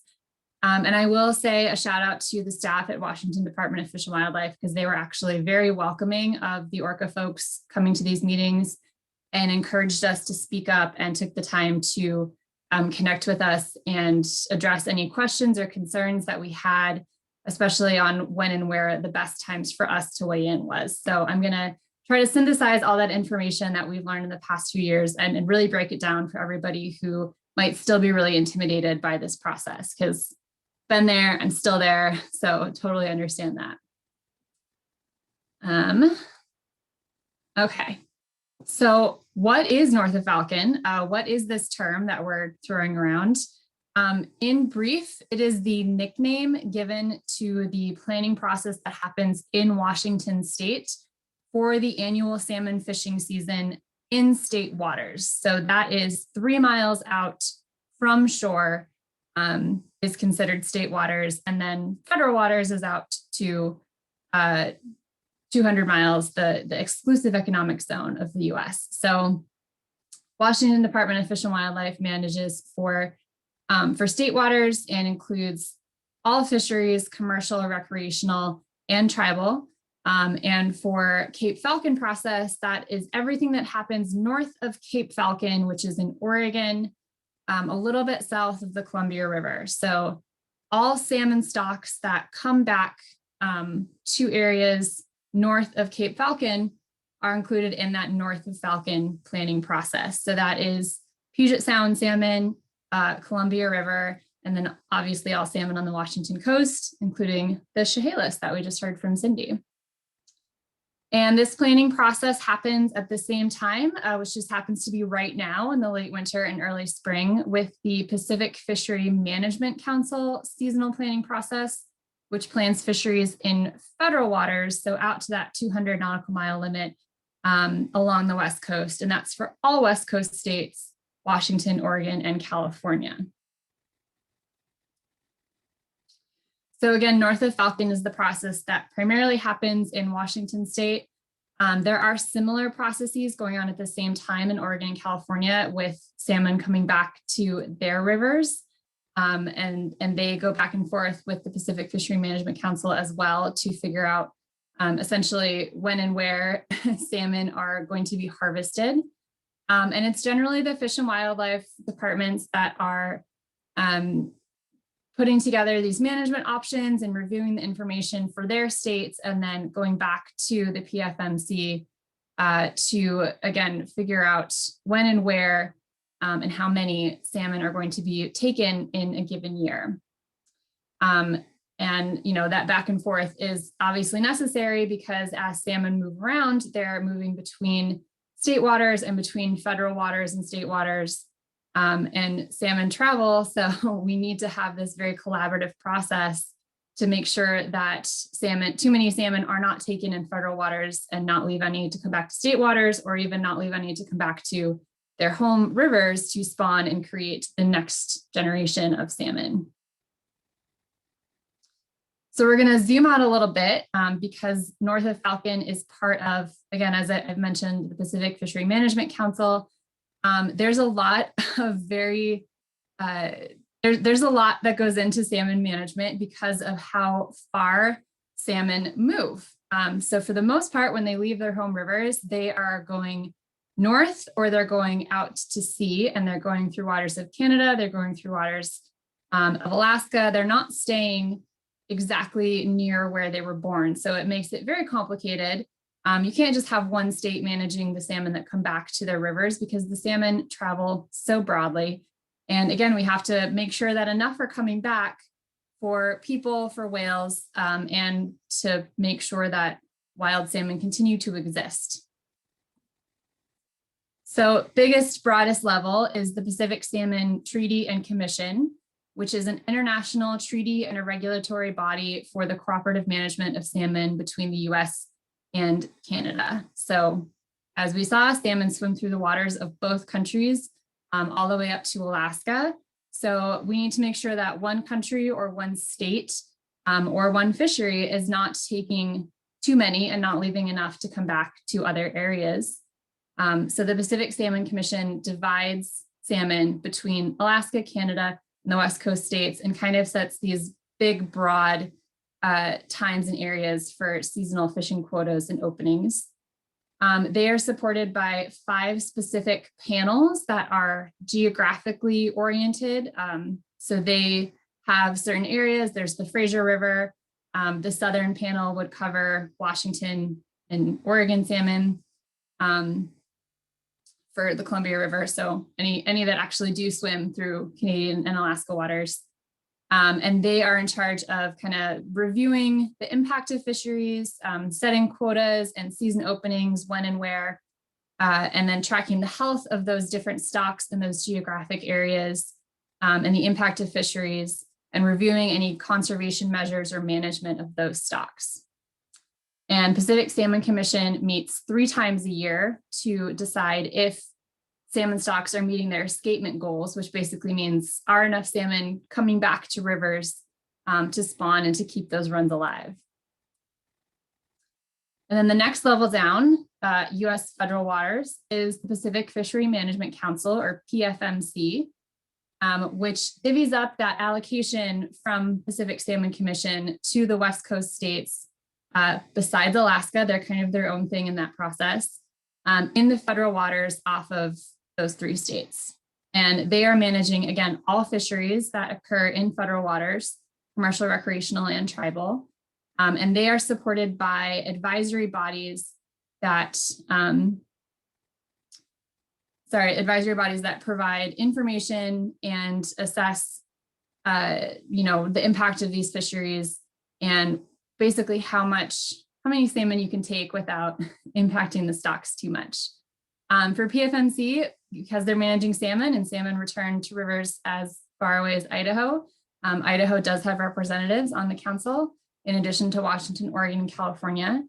Membership of those advisory bodies include stakeholders, so fishers, different fishing groups, fishery and habitat scientists to provide some of that information on the impact, the US Coast Guard and National Marine Fisheries Service, and then the voting members, which ultimately make the final decisions based on the input from those advisory bodies, include usually state agency reps from California, Oregon, and those states, and also tribal representatives to weigh in and support the tribal perspective.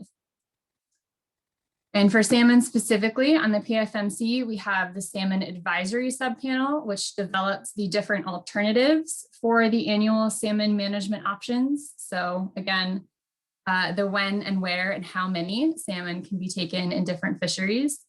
And then the Salmon Technical Team, which provides the data, estimates the number of salmon that are expected to come back for all the different stocks, and what would happen to those salmon stocks under those different alternatives that the subpanel puts together. The technical team as the name suggests, is definitely very technical. There's a lot of statistics and a lot of modeling. That one is certainly the most intimidating, but also has a lot of really interesting information on specific numbers of salmon that are coming back. The PFMC only manages for Chinook and coho, and then sometimes pink salmon, depending on the year. And again, they are starting from Pacific Salmon Commission determined harvest quotas. So Pacific Salmon Commission says, okay, US West Coast gets this many salmon for a year, and then Pacific Fishery Management Council takes that and further breaks it down. So they meet annually to make these annual changes to how long a season is, again, how many salmon can be taken, bag limits, so how many a single individual or a boat can fish. Basically, if you go out on the water in your boat and you have a bag limit of 2 Chinook salmon, you can take 2 Chinook salmon on that trip or on that day. And that changes for different areas and different salmon stocks. And they are managing to meet 2 specific goals. They want to meet conservation objectives, which is kind of the same as those escapement goals, making sure that impacts to different salmon stocks are not too much. They're not removing too many salmon, and then making sure that they're allocating harvest fairly among these different groups of fishers, recreational, commercial, and tribal. And the commission ultimately, or I'm sorry, the council ultimately makes recommendations for the seasonal plans and seasonal quotas to National Marine Fisheries Service, which is the federal agency that is ultimately responsible for regulating these fisheries, for implementing these recommendations and regulations, and enforcing management. So they're checking the bag quotas and making sure people aren't fishing out of season, and also making sure that any recommendations are in line with other federal laws, including the Endangered Species Act and Marine Mammal Protection Act. And then the next level down are the state waters, which is where the North of Falcon process comes in. And kind of the last stop in the salmon migration, the last piece of the pie, as it were. Again, you know, what's harvested in federal ocean waters obviously impacts what's coming back to state waters and how much can be taken in all of these various parts of salmon habitat range. So in the North of Falcon process, state, federal, and tribal fishery managers get together to plan the Northwest seasons for recreational and commercial fishing. Happening right now, concurrent with those PFMC meetings, because what is decided in one kind of impacts what changes in another. And this is more meetings and webinars to go to discuss alternatives, determine which stocks are particularly at risk and might limit the fisheries and when and where they can occur, and negotiating with tribes and with other states, especially for the Columbia River system, that's a shared river system, of essentially who can take how many and where. So how can we as the public get involved in doing this? So all 3 of these bodies have public comment opportunities in all different stages and every year, especially this spring. So Pacific Salmon Council has 3 meetings per year. They're all open to the public, all open for input and comment. PFMC is, it really highlights that they are driven by a bottom-up process. So it's based on public input. You can attend salmon advisory sub-panel meetings and weigh in on those alternatives as they're developed. You can go to the salmon technical team meetings and get really into the nitty-gritty with statistics and modeling, and learn more about the impact of those different alternatives. And then the upcoming April meeting, and I have the date at the end, so don't worry, gives a chance to finalize those recommendations for the next year, and is open to the public, and you can weigh in and comment and provide your input and review to them. And then the North of Falcon process with Washington Department of Fish and Wildlife, similarly, public input welcome and encouraged at all stages. How do the whales come into this? Obviously, all of these decisions affect the food that they rely on. And the management objectives, as we've discussed, although they include those conservation goals, That's really focused around salmon and how many salmon are returning to rivers or to hatcheries to maintain the stocks and keep them going. It doesn't necessarily consider the ecological role of salmon and how many salmon are needed to support other species or to support habitat. As we know, salmon are very important to the entire ecosystem in the Pacific Northwest, and the conservation objectives don't necessarily take that into consideration. And orcas are really included in this very ill-defined black box of predation. So as they're analyzing how many salmon are coming back each year, they know that a certain number are lost to natural mortality or to predation, but they don't really consider how many specifically go to the orcas. So the whales obviously need people to speak up for them, to give them a seat at the table, because they are not included in that wide list of stakeholders that participate in any of these processes. And the ultimate goal would be a specific allocation set aside for the whales, or at the very least, a better understanding of how many they would need to be left in that predation box, specifically for the southern residents. There's some great benefits to getting involved in this process. Again, I know it can be intimidating. It's still intimidating for me, but I have definitely learned a lot about salmon management and how it works, and also about specific fisheries, because not all of them occur in the same space and time as the orcas. So it's really helpful to know, like, again, the what and the where and the how many, and to figure out where to specifically ask for additional actions that would have the most impact and be the most beneficial for the whales. There's also some really great information about salmon in general that I've learned through this process. They talk about ocean conditions a lot, which is really interesting, the state of habitat and habitat restoration projects. And it's really good for the salmon people to hear from interested and engaged orca people who are taking the time to actually show up and listen and learn and get involved in the process. It's, again, being able to ask for strategic and effective measures is a lot more helpful than kind of, asking for something that a certain agency or one of those regulatory bodies can't actually do. Like, we can't ask Washington Department of Fish and Wildlife to do anything about Alaska fisheries, but we can certainly ask them to do a little bit more in the summer around the Salmon Islands, when the whales are hopefully there foraging on salmon, to do a little bit more to help the salmon, or to help the whales have better access to the salmon that is there. And obviously, more voices speaking up for the orcas gives us a better chance at making some of those positive changes. So the basics of all of this is all of these regulatory bodies divide up the pieces of the salmon pie. Pacific Salmon Commission is all of Northeast Pacific. Pacific Fishery Management Council are West Coast states, and then Washington Department of Fish and Wildlife and other state fish and wildlife departments are state waters. And you can get involved at all of those stages and weigh in and provide input to all of these bodies to speak up for the whales and what they need. And again, it's a lot of information. It can be really intimidating, but the websites are great resources. They do have a lot of really great information that is really helpful to review, and is also the portal to providing input and comments. So coming up in just a couple of days is the final session for North of Falcon for WDF&W, where you can listen in and review and provide testimony or written comment. And then 2021 salmon seasons are going to be set in April. So that Pacific Fishery Management Council meeting coming up in just a couple of weeks, April 6th through 9th and 12th through 15th, they will be talking about salmon and setting the seasons, and open for public input. So you can show up, you can submit written comment, and you can speak up for the whales. And I probably went way over time, so sorry about that, but I'm happy to take any questions.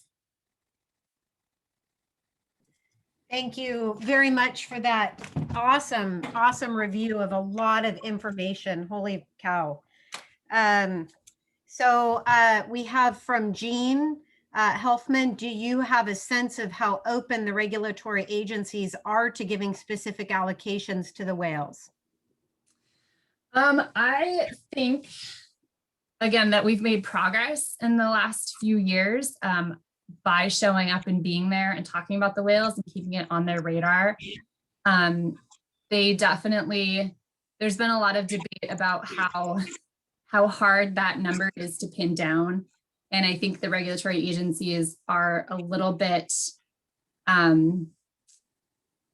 relying on that a little too much, that, well, we don't really know how much the whales need because they eat all this different food and they don't eat just Chinook.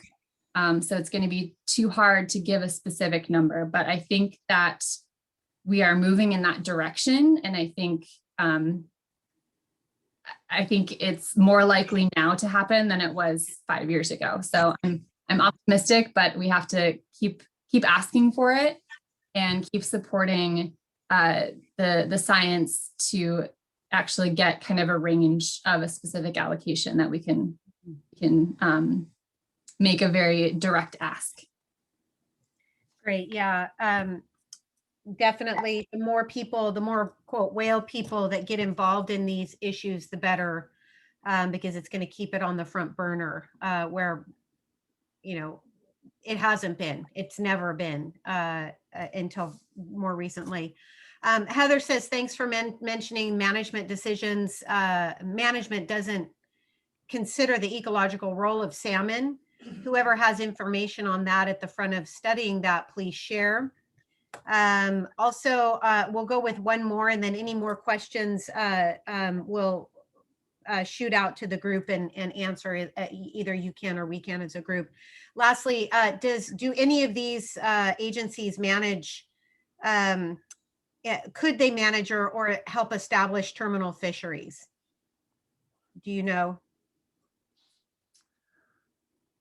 That's a complicated question because of the tribal aspect of that. And a lot of tribes do fish in terminal fisheries or are specifically ocean fisheries. So definitely all of those regulatory bodies would be involved in changing the way that salmon fishing happens. But that's kind of a much larger process that involves all of the treaty tribes that have established fishing areas and all tribes that don't have treaties but still have established fishing areas that may or may not be at a terminal run. So that's a good question. It's a big question. Again, all of those bodies would be involved in the process, but one is not responsible for making that decision. Okay, Colleen, thank you so much for that excellent PowerPoint, and it will be available to everybody along with all of these other presentations after the event today. So thanks again, and yeah, next time we'll have you up to give a talk in person next year or in the fall. Okay, next up we have Allie Barrett. She is, somehow I don't have her bio either. Allie has a deep background in ocean-related work. She worked for the Monterey Bay Aquarium for a number of years. She was the director of the Shaw Center over on Vancouver Island for a number of years, and she's been heavily involved in southern resident killer whales for a long time. She's been working with wild orca for about a year and has recently taken on more of a role as our communications manager and trying to help us get out all of this information in understandable form. So I'm thrilled to have her on board with wild orca, but also here with us today to talk about two different issues. The first one is going to be, this is going to touch on, I skipped over a couple of comments because Allie's going to touch on some of this. So fisheries and impacts to southern resident killer whales, specifically the outcome of the Pacific Fisheries Management Council ad hoc work group. And then that's going to go directly right into what's killing the salmon, what's killing coho. So thank you for coming to us here all the way from England, Allie. Thank you. Sitting in the dark over here. Yeah, thanks for spending your evening. So, hi everybody. I have never presented via Zoom today, so we'll see how this goes. I'm going to turn off my video just so that I don't distract myself by looking at myself. And then I'm going to share my screen, hopefully. And get this party started. Okay, am I visible? Yep. Lovely. Okay, well, thanks to Colleen. I just threw away a bunch of slides I had in my deck there because Colleen answered a lot of stuff, but that's good because now we can do a pop quiz and I can test you guys on who manages what. So I'm going to talk about an 18-month process that the Pacific Fisheries Management Council went through, but I'm going to take us back in time and just understand how that process evolved and what were the triggers for it. So as Colleen just explained, managing West Coast fisheries, I think if it had a Facebook status, it would be it's complicated if it was in a relationship with itself. As she said, we've got countries, we've got Pacific fishery management councils, we've got tribes, and we've got state and provinces, and they're all going to take a piece of this fish pie, and they're all going to get involved in taking the salmon that we think should be going towards the whales. So if we look at the endangered species recovery, this is very conflicted. So there are 9 populations of Chinook salmon on the endangered species list. And of course, our beloved southern resident killer whales. And one agency, not only to manage and recover these 2 species, and it's very conflicted also when you have an endangered species that predates on another endangered species. So that's complicated in itself. But then you have an agency that's recovering those species. But here's where I think the conflict is. They report to the Department of Commerce. So their primary interest is in fisheries allocation and putting fish into fishing nets and onto our plates at the same time as having to manage an endangered species. So when the fox is guarding the hen house in that way, you can pretty much expect that there's going to be some contest. So back in 2018, along came the cavalry in the shape of the Center for Biological Diversity and Wild Fish Conservancy.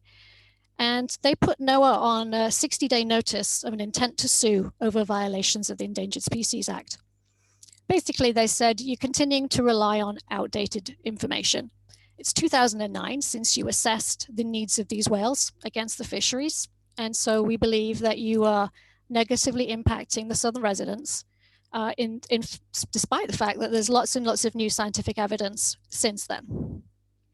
So just to remind us how we got where we got here, precipitous decline of the whales in the 1990s with really poor salmon returns that led to a petition for an endangered species listing that was successful when the population was at 88. So it took them a few years, but eventually NOAA got around to producing their biological opinion. And basically that was stated that the West Coast fisheries did not have a negative impact on the whales. And just if you're not sure what a biological opinion is, some more government speak, but basically you're trying to say that anything you propose to do won't jeopardize the species you're trying to recover. So here NOAA said, I've assessed the fisheries and we don't believe there's any conflict whatsoever and everything can carry on as it is. So then we started to see obviously some more serious declines in the population, but we didn't hear from NOAA that they were going to even consider reassessing until they got this notice of intent to sue. And magically, they decided to respond by reopening the biological opinion in 2019. They did say that they were going to release it by the 2020 fishery season start. So that should have been last March. So a year later, we still have not seen any sign of that report. So NOAA wrote to the Pacific Fishery Management Council and said, oh, hey, I don't know if you're aware, but there's some new information about the whales and their dependence on the West Coast salmon stock. So I guess we should look into that. And we should really assess the impacts the Council Area Fisheries has on the whales and what might we do, what are some fisheries management measures we could employ to try and save some more salmon for the residents. And they also recommended putting together a work group and that NOAA would provide experts on the whales and the fisheries to be part of the effort. And they suggested getting other people involved, fisheries participants and NGOs. So the work group was put together and as promised, NOAA sent along 5 staff members, a small imbalance there, I think, towards whales versus fisheries. The Pacific Fishery Management Council had a rep and also did invite the Salmon Advisory Group, so fishing industry representatives, Coast Guard, representatives from each of the states with a stake in this, and of course tribes. You'll probably see something important missing from there. 0 NGOs, so not another single whale expert was invited to participate in the process of putting together the recommendations. As Colleen said, there was public input at the meetings, but by then the ink was dry on the paper, so it was a little late in the process.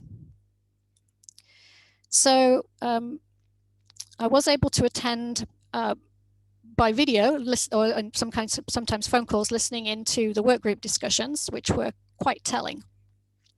So with certainty, they were able to say things like, we need a broad range of tools and there's no fishing left to reduce. So it quickly became clear that they wanted to look for other reasons for Chinook decline that were outside of fisheries. So someone else said, really, we're going to have all the gains in habitat protection and controlling predation, because fishing is not, doing anything with fishing is not going to recover the whales. Talk about needing more hatchery fish, put more fish in the water. Somebody said there's more Chinook available than the whales can catch, and there's more Chinook being left in the sea than ever before. So these were the conversations that were going on before they put the documents together. So they were saying these with absolute certainty. With less certainty, that we know the biological needs of each whale, so we know how many fish it takes to feed a whale, but we don't know how much to leave in the ocean in order to get their needs met. And really what we should be doing at this point is, if we have these things of uncertainty, we should be saying, well, therefore we should apply the precautionary principle, and we should not be doing things that might jeopardize them in case it jeopardizes them. But this process did not go that way, unfortunately. So here's why you don't invite fishery managers to a whale meeting. What is their catch per unit effort, said somebody. So here we have a whale that's akin to a boat, and it's going out with its fishing net, and it's going to see what its haul is. And things like that, and asking what their foraging ratio is really not an appropriate discussion when you're talking about marine mammals rather than fish and fishing stocks. So having heard all of these discussions, was not confident about what the report would say. The first report came out in September. And sure enough, a lot of these things that had been in spoken discussion started to show up in the written report, very much suggesting to the council that sufficient measures are already taking place to safeguard a Chinook for the whales, and that really nothing else could be done. So we were seeing things in the report such as there are multiple factors affecting prey abundance, not just fishing. Now you remember that they said with certainty they didn't know how many fish they needed to leave in the sea for the whales, but suddenly now they know that there's 3 times as many as the whales need. So where that came from, suddenly they were very certain. They're very sure that there's plenty goes unharvested and potentially available for the whales, and that even though there's been recent high abundance, the whales continue to do poorly, which might suggest that there are other things, other unanalyzed threats out there that they didn't speculate what those might be. And here's something that I think really affected all of us that were observing this from the whales' perspective, that they concluded it's reasonable that there may not be a strong and persistent relationship between salmon abundance and the whales' demographics. And I think anytime we've seen any of these kind of figures and charts, it's very clear to us that when you look at Chinook salmon abundance, and you look at where the dips and the troughs appear in the Chinook abundance, and then you look at how that sparks deaths in sudden residents, there very clearly is a pattern that they're not wanting to see. Now, you may recall that NOAA said to the Pacific Fishery Management Council, we need to look at new studies available since 2009. If they looked at those studies, it's impossible to see how they could have arrived at the conclusion that there's really no correlation between Chinook abundance and whale health. The report that they just published a couple of weeks ago makes it very clear about the dependency on Chinook salmon year-round. And while this was only published recently, the data collection stopped in 2017. So it's very hard to think that NOAA didn't have access to its own data during this process. But again, they could have looked back at 2009 and they could have found out that prey abundance and killer whale survival were linked. Or they could have looked at another one that talked about the whale reproduction health. Or 2010 about the prey types consumed or the importance to their growth. And then in 2017, we had the Orca scats study that Giles was involved in that showed there was a 69% failure rate in pregnancies and detectable pregnancies through hormones in scat samples. And that's the kind of thing that results in this image where we see J46 last year, very heavily pregnant. And sadly, we have never seen a surviving calf. So back to the fishery management process. They needed to assess how could they turn on and off the spigot if they needed to in this process. So there are a number of things you can do as a fishery manager, from closing the fisheries to limiting the number of boats, reducing the catch size. You can restrict entry into an area, you shorten the season length, say what the size of the fish is that you can catch, change the gear type, and of course you can, in the case of salmon, you can increase production from hatcheries. So having thought through all the different options, the work group's recommendations to council were: number one, no action. So there was some debate in the meeting about whether or not they needed, how many choices they needed. And in the end, they came up with two choices. One was do nothing and the other was do something. And then the do somethings had a set of variables with them. So option two was to select an abundance measurement of Chinook, and if it fell below that, then trigger a series of actions. So to take some of those management options, and north of Cape Falcon, which we're now familiar with, we could reduce catch limits and we could do some time and area closures, and the same south of Cape Falcon in Oregon and California waters.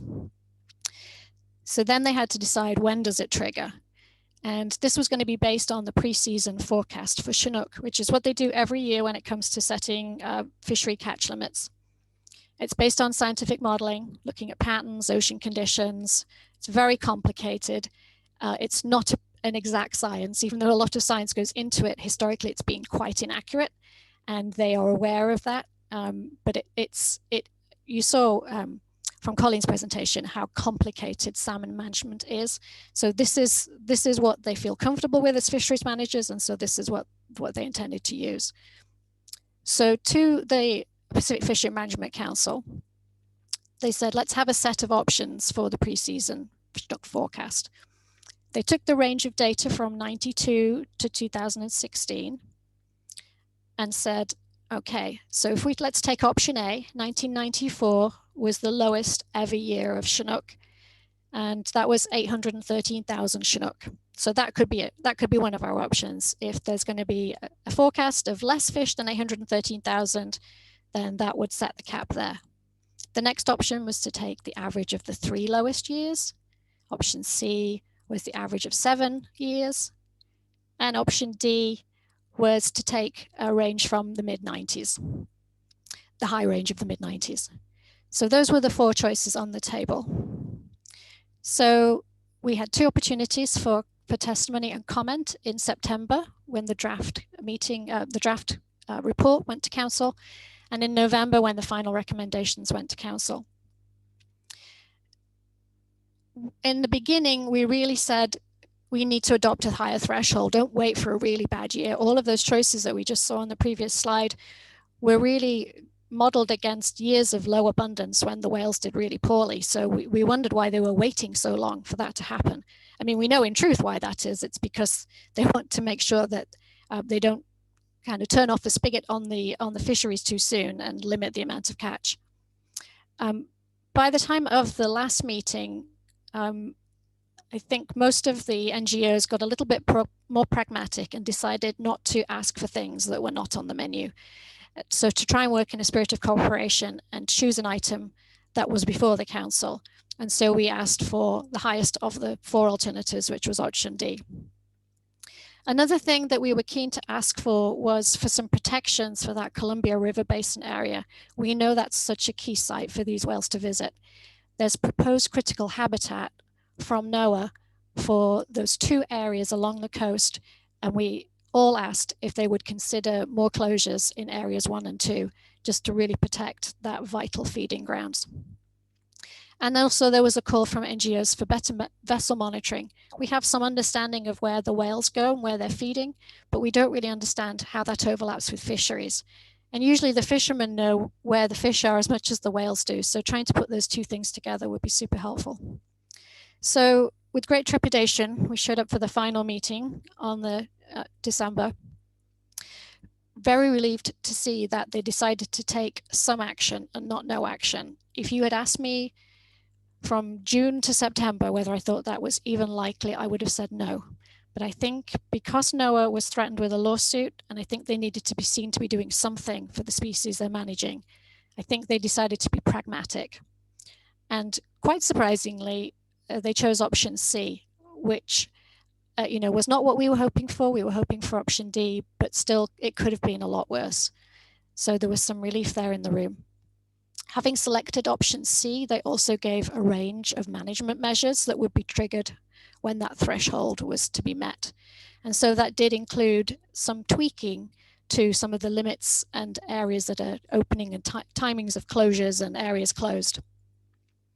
So if you just saw that list, you might think it looks promising, and it truly is progress because, as I said, it wouldn't have been at all surprised if we'd come away with nothing. But when you kind of peel the layers back, what you can see is that really some of these are lip service to seeming to do something, but that doesn't really offer a great deal. So some of the closures were outside the main fishing season, so really closing fishing that really wasn't available and accessible. Some of the options for starting the season later actually turned out, when I looked to see when the 2020 season started in some of these places, it had actually started later than these proposed delayed starts. So again, that's just offering a little of something that doesn't really turn out to be a whole lot. And of course, the threshold was lower than we would have liked, and there was very little protection in critical habitat. So disappointing, but some progress. So that was over in November, and then here we are now in March in the 2021 season. And so this is where the proposals from last year start to kick in. This is our first chance to see it in action. So the PFMC put out a press release, and they said that they were considering the needs of the whales as part of their deliberations for the catch limits for this season. And NOAA has provided them with some guidance, and they want to obviously try and balance the needs of the whales while providing salmon harvest opportunities. No surprise there for an agency that straddles both sides of this issue. Here's the kicker, unfortunately. So the Chinook abundance is well above the level that would be required. So the 966,000 fish limit, they're projecting the more fish than that will be available. And so therefore, unfortunately, what we're seeing is no additional fish in the sea this year for southern residents. Now, as Colleen said, there are ways you can get involved. Wild Orca has this action on its website right now. Because the government never tries to make anything simple in order for you to take action, we've got some step-by-step instructions on our website. We've also got some comments that you might want to copy and use, but you can go through our website and onto the PFMC page, and you can voice your concern for those whales. Public comments close at 5 o'clock on April 5th. And if you think you'd like to speak out in person, we'd be happy to help walk anybody through what that process looks like in terms of public testimony, which would be by video, voice only. You just phone in. It's not as frightening as it might seem, and we'll be happy to walk you through that. And I think I have some friends who've got a comment. I don't speak whale, but I think they're saying, please speak on my behalf. And that's me done.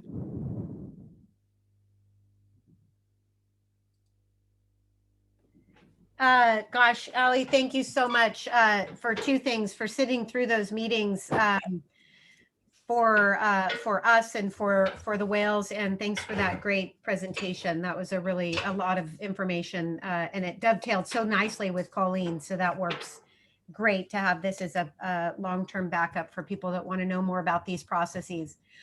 So quickly, a couple questions. If NOAA implements from Caroline, if NOAA implements expanded coastal critical habitat for southern residents, will that impact fisheries management? I'd like to say it would. It'll be harder. I mean, being cynical, I think that one of the reasons they've dragged their heels on making that proposal final might have been for some of this process, and perhaps also for not pushing out the paper earlier. In theory, the critical habitat is about safeguarding what a species needs to recover. It's part of the Endangered Species Act. It was remiss of NOAA not to include any of the coastal areas back in 2005 when they designated the critical habitat, or 2006 when they designated the Salish Sea habitat, but not the coastal. So in theory, it should make a difference. But again, you're back to the situation where the people who are responsible for the fishery are responsible for recovering the endangered species. And the commerce aspect of it, the lobbying side of that, the political will is with the fishery and not with the whales. So, but it's something, again, Wild Orca has an action on that. It was something I put together a while ago. There isn't an official action out there, but just for us to write to, there's a department in NOAA that's responsible for that, just to really nudge them and say, you know, this information has been out there for a long time. We've known for a long time where these whales go, and this critical habitat needs to be protected. And I think once it is there, it will give us all a chance to try and push on that a little and to use that. I'm quite sure there'll be some lawsuits coming along very soon if we don't start to see some changes. Couple of comments thanking you for your excellent breakdown and for being the voice of the whales. And then last question here is from Elise, who says, correct me if I'm wrong, but it sounds like they can just say they are predicting a higher number of salmon than 966,000 so that they don't have to restrict anything. Is that correct? What are they basing their predictions on? How hard is the evidence, or is it just conjecture? I think because it's quite a public process, as Colleen was saying, the salmon technical team, it's all open and public. I think it would be quite hard to fudge it in that sense. However, all of it is extremely complex. When the final ruling came out from PFMC, I sent a couple of sentences to a friend of mine who is a fisheries biologist and has worked at senior levels in various NGOs for many years.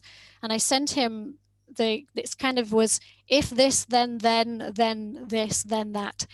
And he didn't understand a word of it. I mean, he couldn't even figure out what they were trying to say. So I think they can hide a lot behind technical jargon.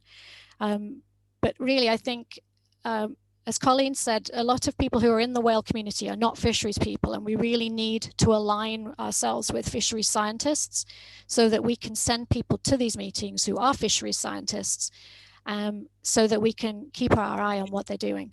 But I think it would be hard for them to do that. I don't think they're going to try and just make sure every year that it's above that, because they also, the ultimate thing, NOAA has to sign off on anything the Pacific Fishery Management Council comes up with. And so they will have to justify anything that they do. And because they are trying to manage the recovery of the endangered Chinook populations, in addition to the killer whales, then, you know, they're going to have to need to be sure that they don't overharvest. Right. Yeah. Okay, so just a comment from Colleen says, because National Marine Fisheries Service already assesses the impacts of salmon fisheries on the southern residents, which is the BIOP that Ali talked about, the critical habitat designation does not modify that assessment, but does establish a geographical range for more specific potential measures in the future. That is to say, we could ask for closures or quota limits in critical habitat. So maybe we can loop back around and talk about that a little bit more towards the end of the day so that we can keep a bit more on track. So thank you, everybody. Yeah, thanks, Colleen, for piping in on that. So Ali, if you're ready to roll on the next presentation, I think we're ready to hear it, and then we'll take a short break.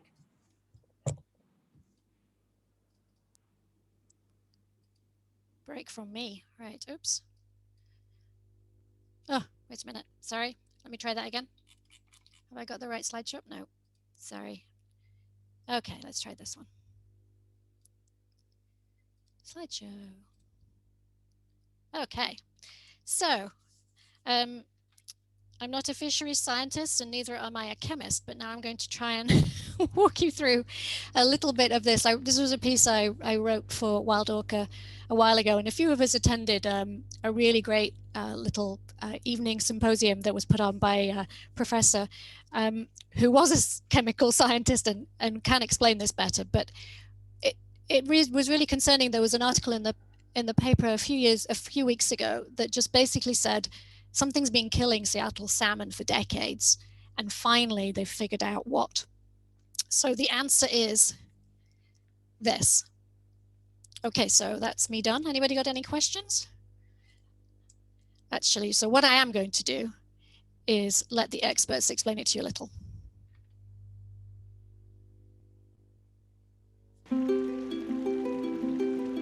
We're here at Longfellow Creek in West Seattle, and this is one of the first places where 20 years ago we were documenting how many fish were dying when they came back to spawn. We have this chemical soup that washes into these creeks in the fall when it rains, and we know that there are thousands of chemicals in that soup. So what chemicals are killing the coho? Is it 100 chemicals acting all together to kill the fish? Or could it be 1 or 2 chemicals that are just really toxic? My name's Ed Kaloje, and I pretty much work at the intersection of water, chemicals, and fish. When it rained, we saw a whole bunch of chemicals from the roads in the creeks.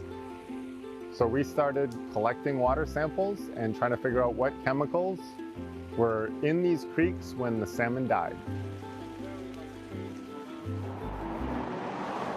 We pretty much figured out that anywhere there's a road and people are driving their car, little bits of tire end up coming off your tire and ending up in the stormwater that flows off that road and even into the urban creek. When we discovered that it looked like tire wear particles were the source of these chemicals, what we did is we made a whole bunch of tire particles, and then we passed water over those particles as if it was raining and water was flowing over them. And now what happens is that you get chemicals actually dissolving from the tire particle into the water, and it killed the fish. And that's the time that our group is coming in because we are really good at chemistry. We are the environmental chemist, and we figure out the chemical in there and turn out to be a totally unknown chemical. The chemical that seems to be really problematic and toxic to these fish is actually a preservative for tires. And to finally be able to identify the cause of that mortality is really groundbreaking. To be able to get to the point where you're identifying a single chemical, and especially a new chemical that nobody had previously known was there, is very unusual. I hope we can get to a point where we have salmon-safe tires. Tires that are safe for not just humans driving on them, but also the fish and the organisms that are exposed to roadway runoff. I think that's important.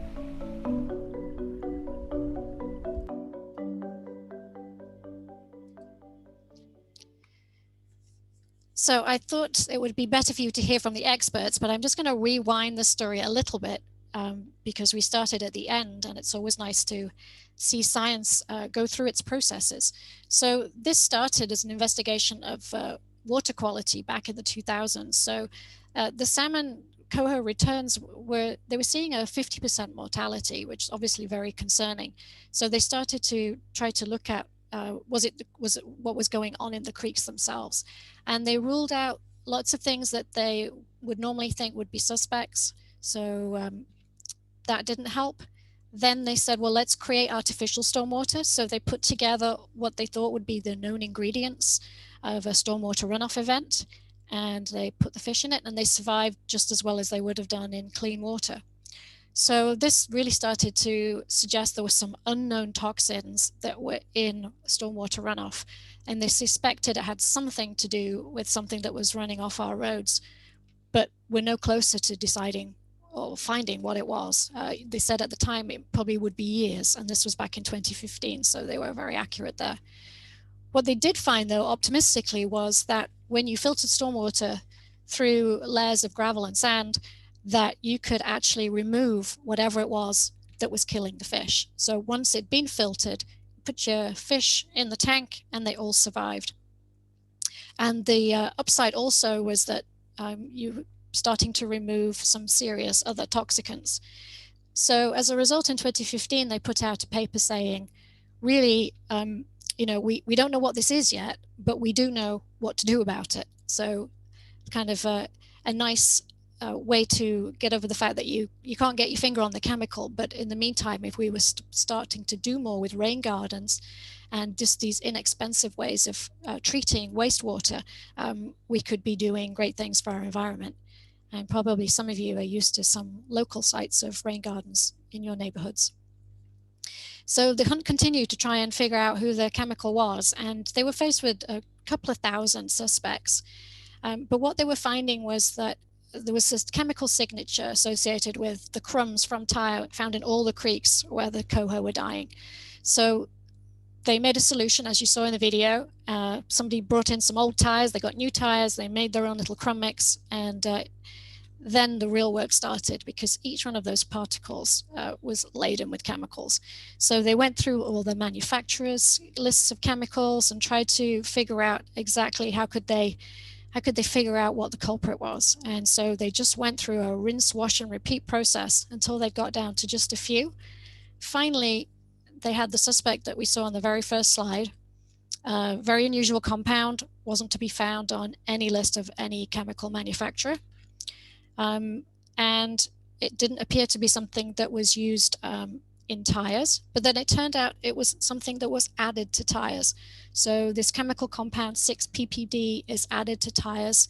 It stops the tire interacting with ozone, and then which causes the tire to rot and break down. So added for our driver safety, but clearly causing some serious issues for coho. And as it broke down, it was turning into a number of different compounds, but one of them was became known as 6-PPD quinone, previously unknown. So now that they had the chemical composition of it, they're able to synthesize it in the lab, and it repeated the exact mortality event they were seeing in the wild.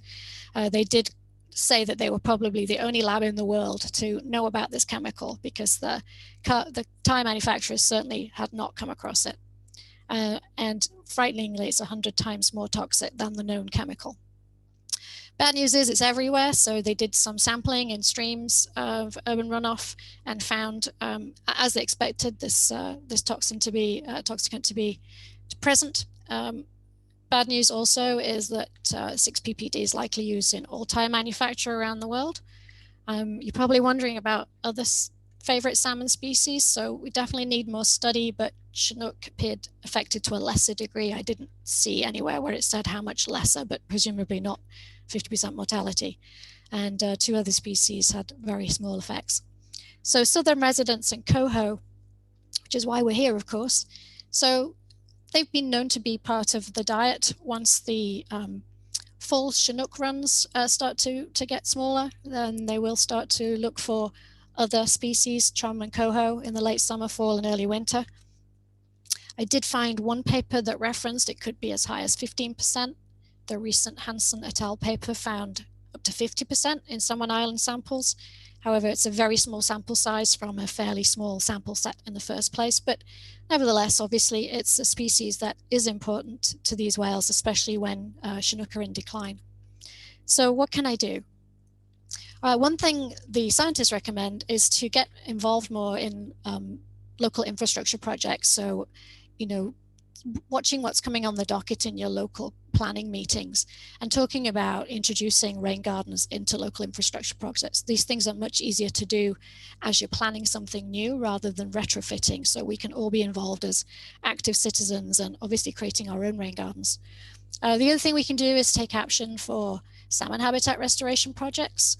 So right now on the Wild Orca website, we're following this bill, SB 5146, which is going to put millions of dollars back into habitat restoration for Puget Sound.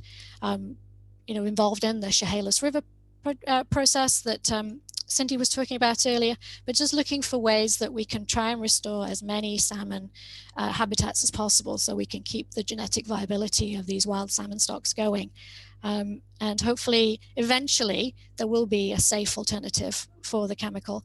The scientists are pretty clear that they wouldn't like to see a ban. That is something that could be done under Washington state law or under federal law.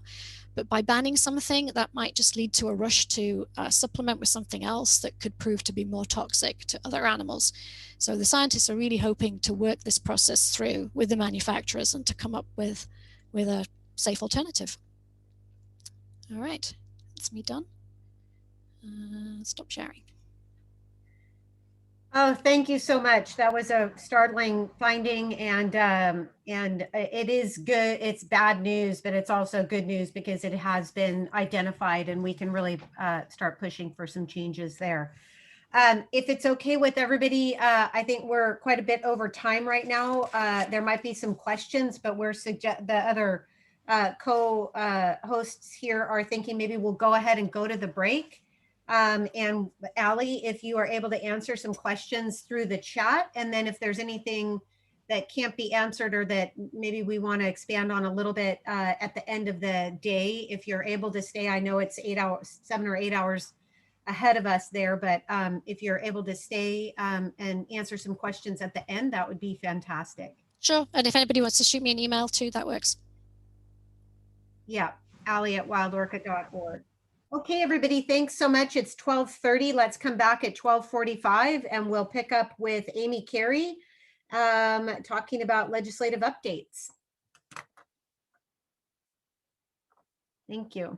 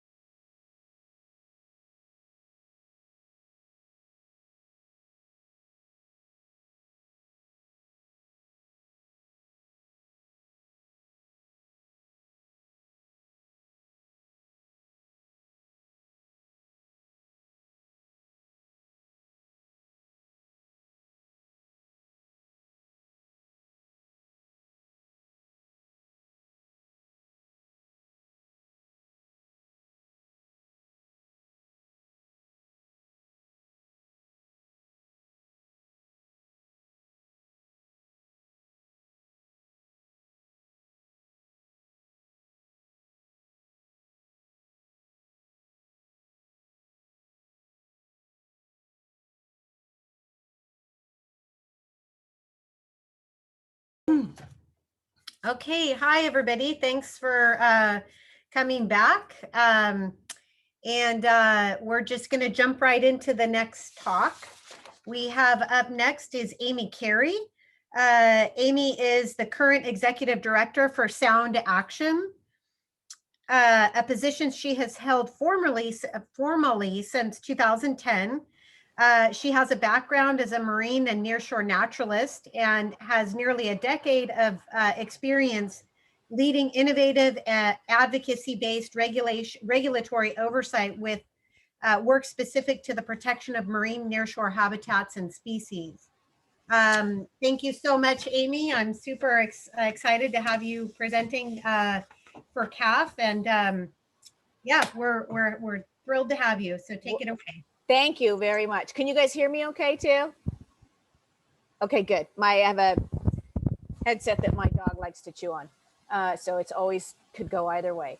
Well, I wanted to say thank you again for inviting me. You know, I did my first CAF last year and it was that surprise throw into, oh, it's COVID and virtual. And I know last year it felt like a very small piece of sanity in the midst of entering into this really troubled time. And I have to say it feels the same way right now too, where even though it's sort of that we're apart, but we're together. And so it's really great to be able to see familiar faces and names and all of us that are in this work together. So yay. So Sound Action is, as Giles says, is a nonprofit.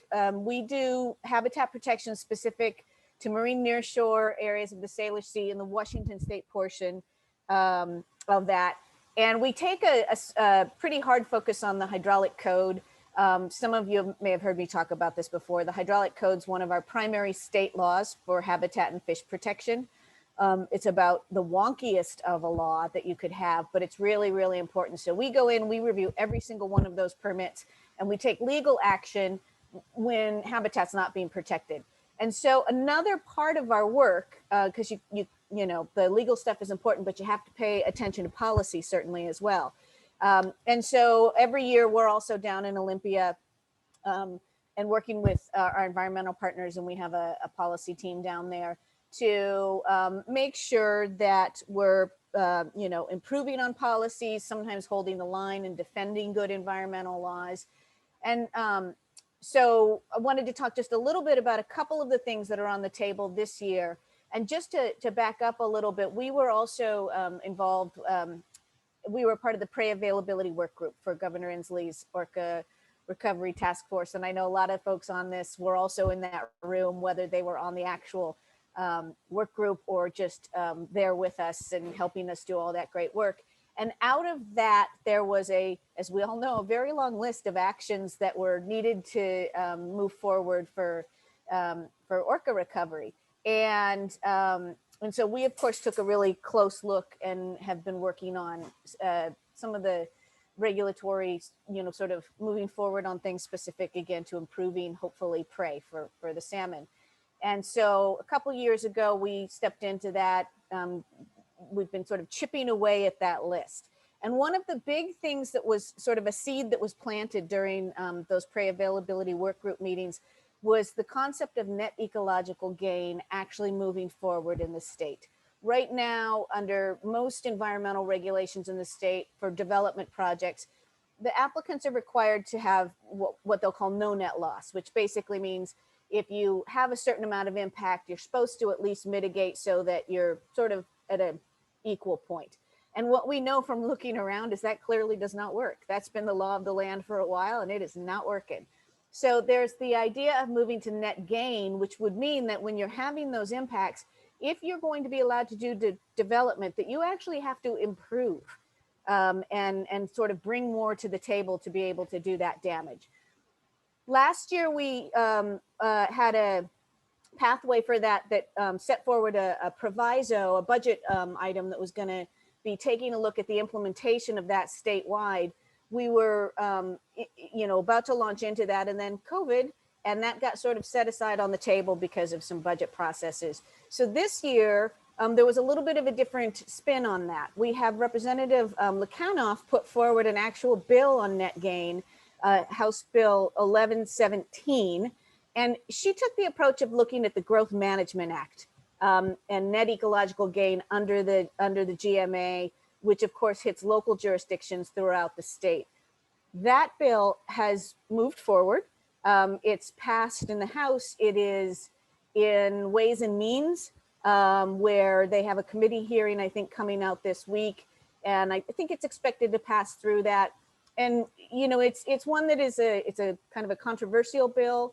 It's a hard one. I think right now it appears that it will pass. You know, there's always a chance that there's different amendments that get put on it and some different changes that happen, but that looks like it's moving forward.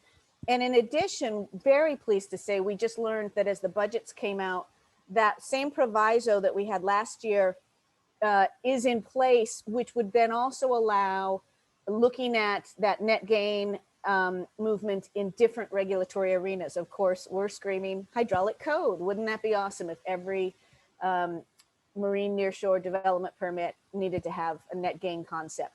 So we'll be working on that and moving those forward. The other bill that we've had some work on that is also, I think, tied to what came out of the task force recommendations is, oh God, I just forgot the number, 5273.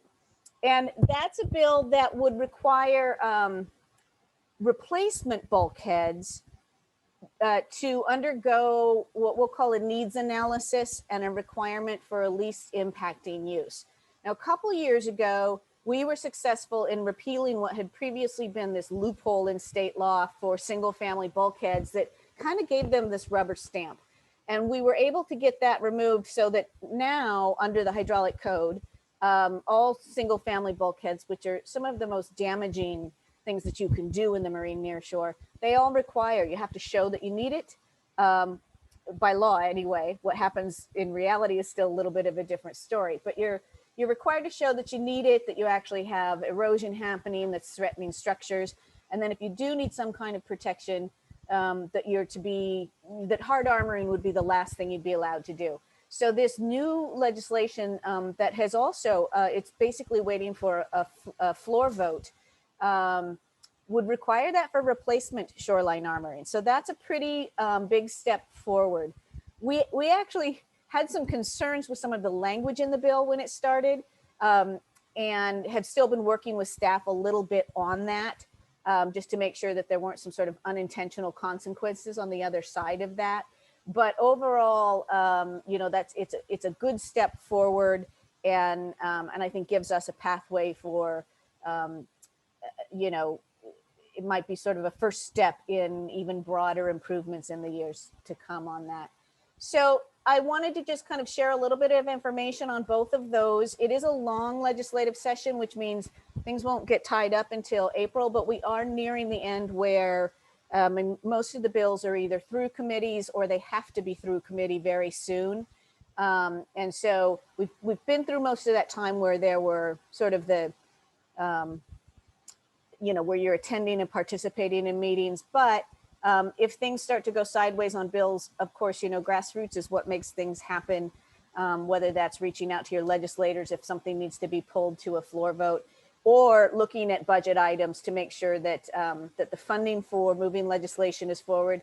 And I think the other layer that's so important, and it often feels like it's on the back burner, but it's really on a driving force, is the budgets themselves. And they were just released, that we're making sure that we are funding our natural resources agencies and giving them the tools that they need to do their job, or at least not give them that excuse of why they're not.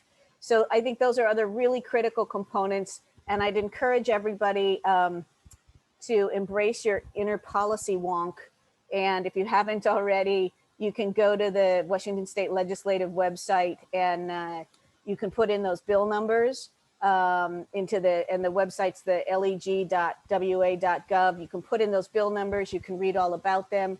You can actually find your ways to the budgets and get some information too on how to be in touch with your representatives if there's any questions you have of them or actions you'd like them to take. So that's what I have to say about those things.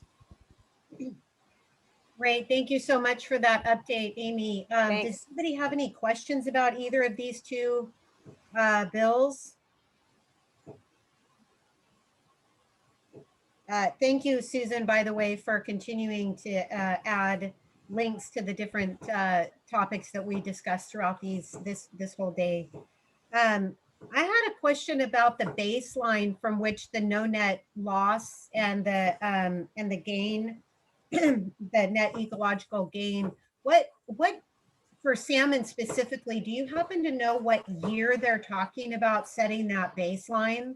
No, and you hit a really great subject because it's complex. And even if you're talking about, well, what is the baseline or how much gain is net gain, you know, and trying to match, I think, both the intention and the actual on that as well, you know, because one extra blade of eelgrass isn't really net gain. And so I think a big component of 1117 as well is that there are some provisions in there where the Department of Fish and Wildlife would be starting to look at that and be able to address some of those things for implementation. It's also a little bit of a component of the proviso that will hopefully be moving forward of working with Washington Academy of Sciences to start asking the right questions and answering them. And that would, particularly the proviso that we're going to be working really hard to make sure it stays in, would have stakeholder process as well. Tribes and stakeholders, certainly. Yeah, tribes are specifically what I was wondering about, Yes. because surely those guys would have baseline data going back decades, if not farther. Yeah. So to set a baseline, like a more recent baseline is already lowering the bar. And I think that's part of what I'm afraid of. Exactly. And I think particularly when you're talking about net gain, like under the Growth Management Act and more land use laws, that is a little bit, you're talking about landscape scale. And that is a much harder, like what is the right baseline? But then when you get at least, I believe, to what we might be working more on, like project specific, one dock, one this, I think at least if you're looking to the net gain, you'd be looking at, they tend to look at the existing baseline, like what's happening at that site under the hydraulic code. But Giles, I think those are, they're really important questions. And I think that those have been part of the hurdles in the past of why net gain was kind of the boogeyman, but the fact too that it was part of the task force recommendations really, like everything else, gave a lot of the energy and the action behind it. So awesome. Thank you so much. Okay, well, we're going to be seeing and hearing from you in a little bit about some exciting new things happening on your island. So stand by for that, everybody. And in the meantime, we have, I'd love to invite Aaron Gless. Aaron is the lead naturalist for Island Adventures whale watching in Anacortes and other locations. She has a Bachelor's of Science in Biology with a marine emphasis from Western Washington University, and has been part of the professional whale watching community since 2008. And she has worked both extensively in Southern California as well as here in the Salish Sea. So thank you for joining us, Aaron, and for bringing us up to date on where we are with whale watching in Washington. Yeah. And Yes. I want to talk about Canada also. And can everyone hear me? Okay. Yes. Okay, perfect. Yes, thank you so much. I was excited to be invited to give this talk because the whale watching regulations here in the Salish Sea change often, and they are not necessarily easy to decipher. And so I thought it was a really great opportunity to give everyone kind of an update as we really gear up for the 2021 season of what the regulations are, both here in Washington as well as across the border in British Columbia. Here in the Salish Sea, we see predominantly 4 species. I'm sure that's not news to most of you: orcas, minkies, humpbacks, and gray whales. And it can be confusing because depending on the species, the regulations are different, and the regulations are all different depending on whether you're in Canada or in Washington. And so I'll start with Washington regulations here. And for most types of whales that we can see in Washington waters, it is a 100-yard federal viewing guideline. So minkies, gray whales, humpbacks, 100-yard recommendation, that's about a football field's length. Of course, all of the common sense rules apply: no swimming with, no riding whales, no feeding them, things like that. Also avoid high speeds or direction changes around them. And also, whenever possible, we like to call it parallel viewing. So make sure that you're moving along beside the whales as opposed to directly behind or in front of them, so as not to change their behavior. And so most of the baleen whale species that we have here, as I mentioned, are going to be 100 yards. We do, however, here in Washington have different, more stringent regulations for orcas. So for orcas here in Washington waters, there is a 200-yard federal rule, so 2 football fields distance for any type of orca, whether it's bigs, killer whales, southern resident killer whales, 200 yards. And then as of May 2019, so about 2 years ago, we do have some more strict regulations for southern resident killer whales. So here in Washington, it is now a 300-yard viewing distance for southern residents specifically on the sides, and then in front of or behind southern residents is 400 yards. So 200 yards for orcas, 300 yards if it is southern resident killer whales specifically. And then also new in 2019 was a speed related law, which is that you must slow to 7 knots or less within 1/2 nautical mile of orcas. And for that rule, it is any type of orca, whether it's bigs or southern residents, you must by law slow down within 1/2 nautical mile of orcas of any type. Now, there are some ways to tell bigs killer whales and southern resident killer whales apart based on appearance, especially if you're able to photograph them. It has to do with their dorsal fins. Residents usually a bit more round, bigs a bit more pointed. Their saddle patches are different, open versus closed. Typically, southern residents travel in larger but more spread out groups. Bigs killer whales usually in small groups that are more tightly compact. That's kind of a rule of thumb, but there are exceptions, especially as their behavior changes over the years. It can be far more difficult to identify them based on their behavior alone. And so when in doubt, we always recommend adhere to the most restrictive rule. Orca Network, for example, is really great about this. If they get a report of orcas that they post and they're not sure if they're residents or bigs, they'll just tell everyone to assume that they are residents until shown otherwise, and make sure you're following that 300-yard rule. Another great bit of advice I have is to follow the example of professionals. So if you happen to be out on your own personal boat and you see a whale watching vessel viewing whales, follow their lead. We have marine naturalists that are very good at identifying the different types of whales we have here, very knowledgeable of the regulations. And also whale watching vessels have special equipment on board to really make sure that we are in compliance with those rules. For example, range finders, radar. I know on our vessel, the Island Explorer 5, for example, we can actually see the whale's dorsal fins on our radar. We have really sensitive radar. And so we can tell you exactly how many yards away we are from them when we're viewing.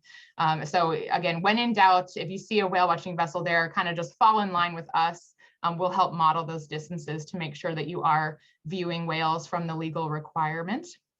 And then many of you on this talk, I'm sure, are probably familiar, but just in case you're not, this is the whale warning flag. You want to look out for this as well.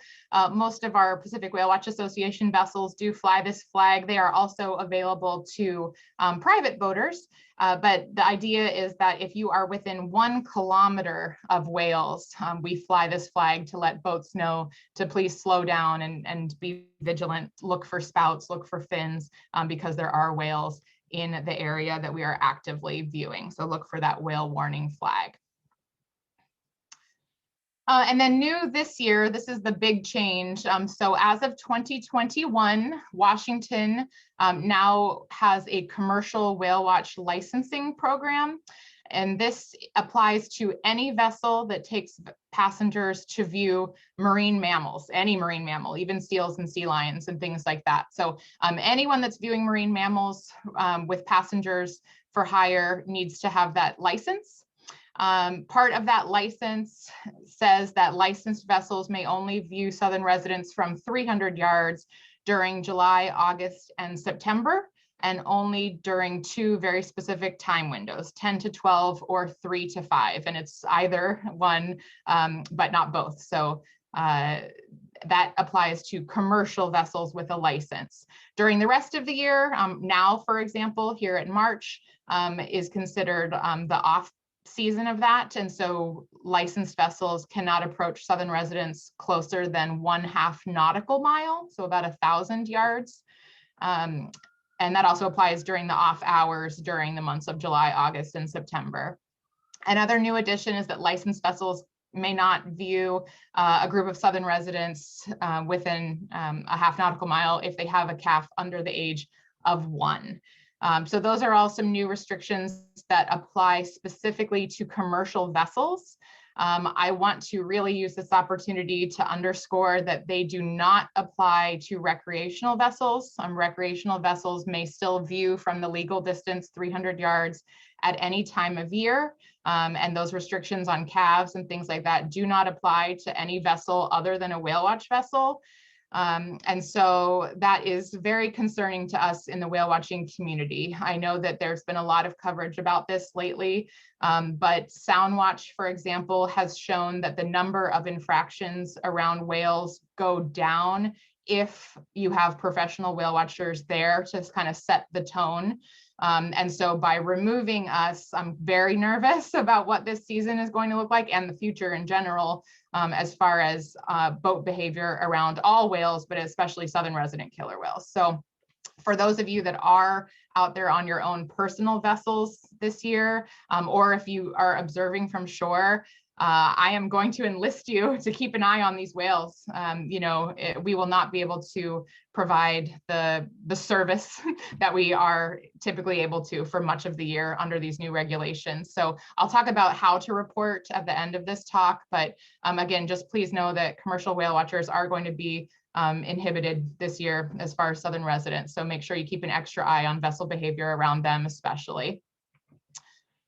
And then briefly, I'm just touching on Canadian regulations. I wish I could say that they were a little bit easier to decipher, but as you can see from this graphic from the DFO website, whale watching regulations in Canada also vary widely depending on where in Canada you are, as well as the type of whale that you are watching. For this talk, I'll obviously just talk about the ones that we're most likely to be in, which is going to be British Columbia. So in British Columbia waters, it's 100 meter, which is about the same as 100 yards. So 100 meters for most types of whales.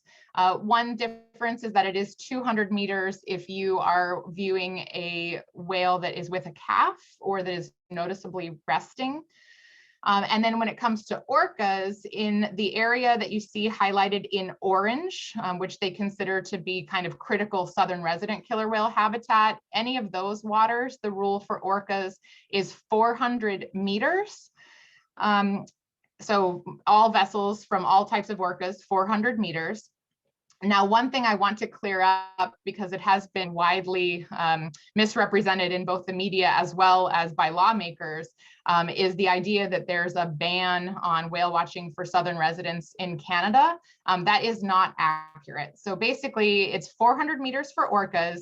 If you are a professional whale watcher, experienced, trained in telling the difference, you may apply for a government exemption. And so if you volunteer not to view southern residents, the government in Canada will allow you to view other types of killer whales from 200 meters. If you do have that exemption, you will have a approved vessel flag that you display and things like that. So there's ways to tell which vessels are allowed to be 200 meters from bigs, but it is not, illegal to view southern residents. Any vessel can view from 400 meters. commercial or private, unless they have signed one of those exemptions. And there are some companies, just to let you know, that do believe the value of being there, observing southern residents from 400 meters outweighs the exemption to be able to view other whales closer. So not everyone has taken advantage of that exemption, but I just, again, wanted to clear that up because it's been reported that you can't watch southern residents in Canada, and that's not quite accurate at all.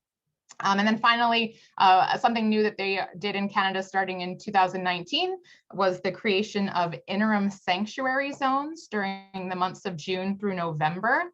I'll put those on the big screen here. Those are the areas that you see in red. Again, I know many of you here have your own vessels, so this is something to be mindful of. These are closed to all vessel traffic, not just whale watching boats, all boats. At all times of day, whether or not whales are present. And, you know, as far as how much they're being utilized, it doesn't seem that southern residents are utilizing them very much. 9 days in 2019, 10 days in 2020, according to Orca Behavior Institute numbers, but they are still being enforced very heavily by airplanes, by boat, by AIS. So please know that they're taking this quite seriously. So if you have your own private vessel, just steer clear of those areas from June through November. And that'll keep you out of trouble. But I will just clarify that right now with COVID, the border between US and Canada waters is completely closed. So currently any Canadian waters are a no-go zone for those of us that are boaters in the US. So to stay out of trouble, keep that in mind as well. And they have not announced when that border will be reopening. Again, very quickly, just as far as drones go, I get asked more and more about drones every year. Please know that governments are still working on specifying the rules for drones. When these laws were written about viewing whales, drones weren't a thing. And so they're now realizing that they do have to come up with some more specific language about drones specifically. Right now, there is a license requirement for most drone operation in Canada. And here in the United States, it's required to have a drone license if there is even a possibility that you will ever profit from them. So if you're taking pictures that you might sell, if you're taking footage that you want to put on a commercial website, you will need a professional license here in the United States. I advise most people in Washington not to fly a drone over whales just because the rules are quite a bit complex. But here in the United States, the FAA restricts the use of drones higher than 400 feet, which you can see is tricky since federal law prohibits viewing orcas from any closer than 600 feet and prohibits viewing southern resident killer whales any closer than 900 feet. So if you are flying a drone over whales in Washington waters, over killer whales, I should say, there is not a way to do that legally without a research permit. You're either violating FAA regulations or you are violating Washington and federal regulations when it comes to orcas. So I don't recommend it. We don't allow passengers to bring drones on our vessels. I just, better safe than sorry. I leave that to the researchers for now. And then finally, as far as reporting goes, as I mentioned, we want to make sure that people are boating responsibly around all types of whales. And so if you do see violations, you can contact, if you're in Washington, either WDFW or NOAA, the phone numbers are there. If you're in Canada, it's going to be DFO is going to be your enforcement agency. But I do have some tips on how to make sure that your reporting is worthwhile. The first one is definitely report violations that you see, but report them to law enforcement through proper channels. Social media is not the same as law enforcement. That's not a proper channel. There have been so many posts in the last couple of years of complaints about vessels, photos of vessels that people believe are involved in infractions. And I have to tell you, this is a day and age where there are real world consequences for what is put on social media. And I just really want to encourage people, if you do take pictures, if you do think that you saw something, please report it directly to authorities. There is a lot of danger in posting photos that are taken from miles away with telephoto lenses that are distorted and compressed and using, names and things like that, and just putting that on social media in public, there are some dangerous consequences to that. And so please, I'm not telling anyone not to report things, but report them to enforcement agencies. Don't just post them on social media. It can be dangerous. As far as reporting, also please be mindful of enforcement's time and resources. I don't have to explain to anyone here that resources for law enforcement are very limited. They're not on the water very often. They have to follow up every report. And so, just make sure that you're making good use of their time. If you see a boat maybe unaware that a whale is there and they breeze by, but then they continue on their path and that's the end of the incident, maybe document that. You can forward it on later, but I wouldn't consider that to be an emergency situation. Whereas if you see a boat too close to whales, involved in potentially dangerous activity, those are the calls that I really want to make sure that that are getting responded to. I'm always fearful of a cry wolf situation where an officer might get, 30 calls from the same person daily. And then finally, when we really need them to be out on the water responding to an emergency, they don't maybe take those reports as seriously, or they don't have time to respond because they're tied up with other things. So just be mindful of that. Whenever possible, you definitely want to get photos of a boat's name and or registration number if they have that, but video is preferred to still photos. Video shows the events leading up to an event. It shows context, it shows the intent of the vessel. And so photos are great. Maybe take a couple of still shots to get the identification numbers, but then take video of the incident. That's going to go a lot farther as far as actually possibly prosecuting violations if you have that video. And so that's all I have for you. It's pretty straightforward. If there are any questions, I'm happy to answer those.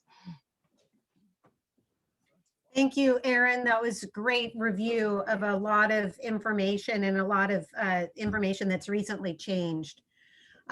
So Jean wants to know, do you know if there have been any have violators been convicted in Washington or BC? And if so, have those been publicized? Good question.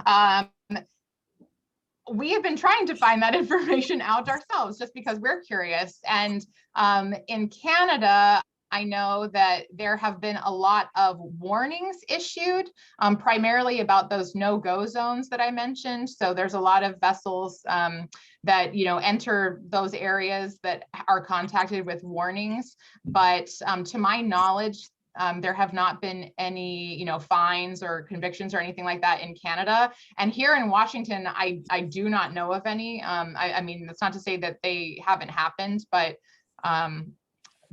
I do not know. I'm trying to walk a fine line here as far as, being respectful of the challenges that law enforcement face. But from my experience, both here as well as in California, it is a very high bar as far as, what really constitutes taking severe action. In California, I actually documented a gentleman jumping onto a humpback whale with video, and that is the only incident that I reported that actually got a follow-up interview. So that's why I say be mindful of what you report, because they really, I'd rather them be investigating those serious offenses as opposed to every picture of a speeding boat and things like that. Karen wants to know, do fishing boats have any limitations around whales? So in Canada, they do have those same zones that I mentioned, the no-go zones. So those apply to fishing boats also. And then in British Columbia, there are some additional areas that are closed to fishing seasonally. Again, the idea for that being Southern residents. As of right now, and if anyone, corrects me, please do. But as of right now, here in Washington, no, there are not the same restrictions on fishing anywhere here. If they are fishing in a place where whales also are, the advice is to basically, turn off your engine, stay where you are until the whales pass. But again, just in my experience, because they're not actively pursuing the whales, it's the distances and things like that aren't really taken into account as much. And do you happen to know if the jet skiers in the photo you're showing right now were cited or were they even talked to by enforcement? Do you know? Yeah, so that is a screenshot of a video for you folks that are local. That was in South Puget Sound over the summertime. And that made the news because down in South Puget Sound, they don't have as much whale enforcement presence. You know, so long the focus has been on the San Juan Islands. And now as we get more and more humpbacks and big killer whales into the area, there's a lot more whales in places that there were not whales before. And so that enforcement fleet is spread really thin. And so that actually came from a video that the news ran, kind of a PSA of, you know, hey, just a reminder, there's whales down here as well, and make sure you know the rules. I personally don't know that anything came of that incident other than just, you know, showing the footage so that they could use that as an educational opportunity. Mm-hmm, mm-hmm. Do you have comments about, so somebody's asking, should people be documenting this? And you've already said that we should, and video is better than photos. But basically so that there is a way to at least keep a record of these different boats. Is that the Be Whale Wise guideline, or the Be Whale Wise website? Is that local law enforcement? You know, what is the right path there? Yeah, so that's a really good question. And actually, I'm going to fall back a couple of years ago, myself and several other professional whale watchers took a class hosted by WDFW about how to most effectively report violations. And what they said was, send them everything. They really do want to know all of that information. But again, if you see a boat that just passes by a whale and maybe, you know, just didn't seem to care to slow down, that might not necessarily warrant an emergency phone call, but maybe you would send a photo of that to them later in the day. And what I was assured by WDFW is that they kind of keep record of, you know, which boats have a reputation, so to speak, you know, so maybe they don't have enough to take action at that moment, but maybe if anything ever does happen where they take action, they have a history of that boat being reported in the past, and that might be helpful. So again, maybe not everything is an emergency where you need to call and ask for an officer to come to the area, but at the end of the day, maybe you can send an email. And yes, I do think through the Be Whale Wise website, there's a link, as well as through WDFW's website. But yeah, maybe just send them an email, let them know the details of what you saw, include any photos, and they do, they assured me, keep track of that information for the future. Okay, great. Thank you so much for your time and input. That was a great, like I said, a great recap of a lot of information. Yeah. Just for everybody, Dave Bain says over here on the sidebar that the rules are the same for fishing boats, but the enforcement might not be as vigilant, I guess we could say. So we are going to go on to back to Amy Carey now. She's got some exciting new technology to share with us. I'm back. So this time, and hang on. Okay, good. I have the right view. So this time I get to talk about just fun stuff, I promise. And I want to just recognize too, there's a couple other folks from Sound Action who are on this. Susan Anderson, certainly, who's co-hosting here and helping with CAF, is an awesome board member, and David Bain is on as well, and he's a part of Sound Action. And I wanted just to make sure that everybody, they're a part of sort of this next thing here. And I'm going to put up, and bear with me here as I'm trying to do some screen share stuff. So hold on one second. So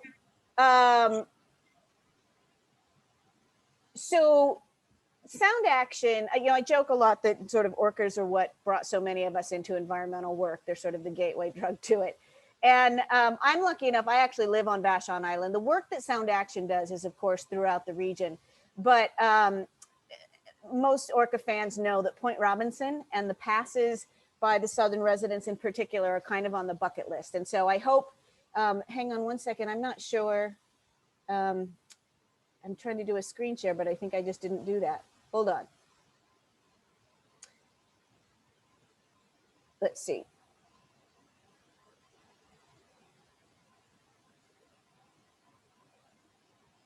Let me do it this way. You guys see it okay? So this is a photo that's at Point Robinson, and you can see how close the whales pass there. There's kind of this really interesting sort of feature there where there's a big drop off that's very, very close. So it's really common to have the whales at that distance or even closer sometimes. And so Sound Action has long been talking about putting a hydrophone in at this location to be a part of the Orca Sound hydrophone system, so that, because the whales come down here quite a bit sort of in the late fall and through the early winter when the chum runs start down here. And so we had long been talking about that.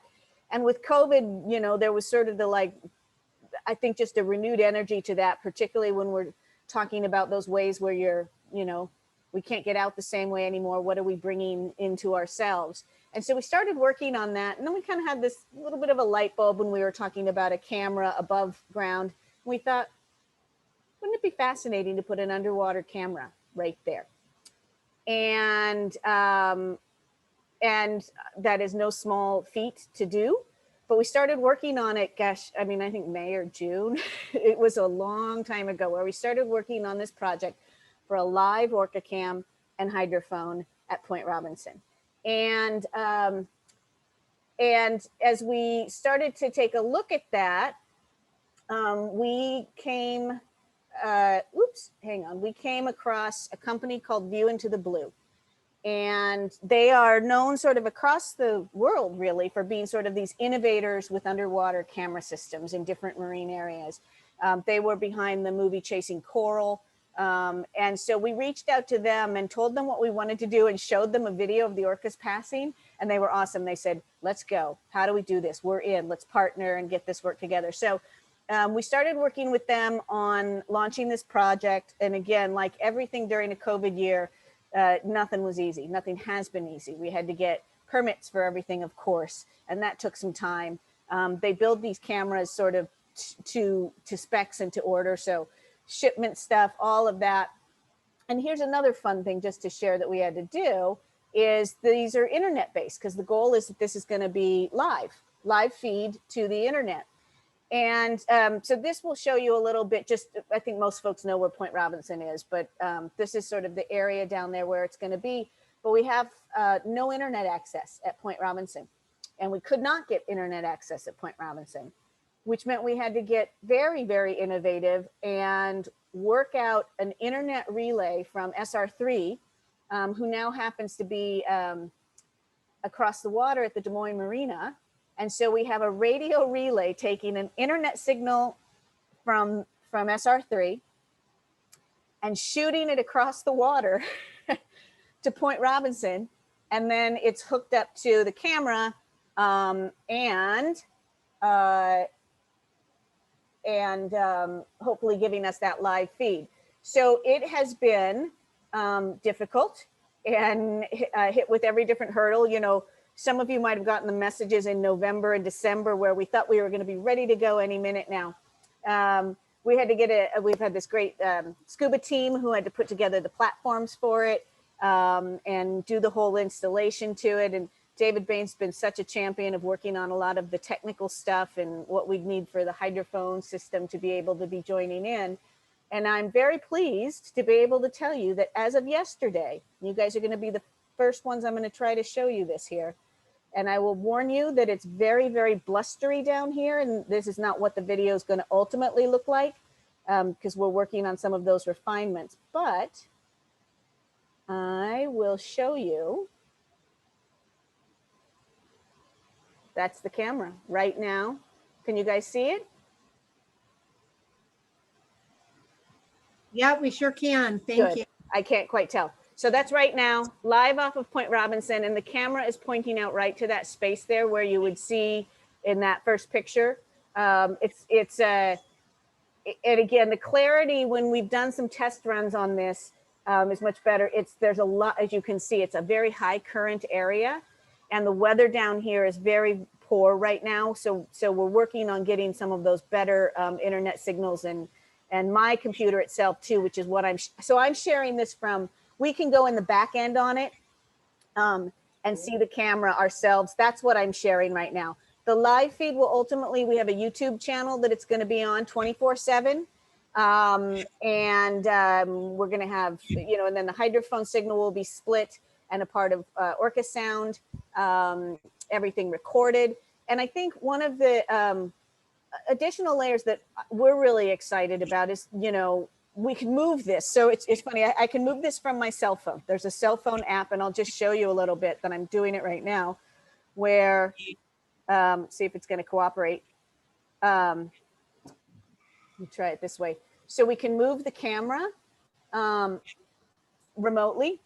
It's got a full 360 pan. And the really great thing is, we do expect that we'll see some orcas and can move it around. If I'm standing on the beach, we're going to get a sense of what's going on when they tend to, when they go down right in this location to go underwater. So to be able to get an idea of what's happening there. We're as excited about sort of we're calling this the nearshore cam as well, because this is an area that's a forage fish spawning beach. It's a point where, a physical point where when there are salmon runs coming through, we would be expecting to be capturing all of these things on the camera. And we've already had, even on some test runs, some really kind of fun things where suddenly there was a school of pipefish, of all things, going by, little tiny pipefish. And so, we've been talking to sort of different naturalists and educators about being able to use this tool. And again, it'll be live, available for anybody at any time to use how they want to, whether it's for fun or whether they want to do, if they're doing sort of fish surveys. And again, the image ultimately will be much better as we're working through some of these glitches. So that's our fun news. And by our understanding, it would be the first of its kind in the in the US that's specific to whales and sort of this kind of marine ecology.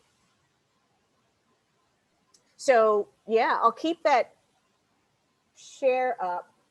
Actually, you know what? I'll leave that up there. And then as far as when it will be fully live, obviously we're just getting this up. And so we're going to spend a couple weeks or a certain amount of time until we make sure that it's refined and we have a reliable signal and that everything's working as it would be.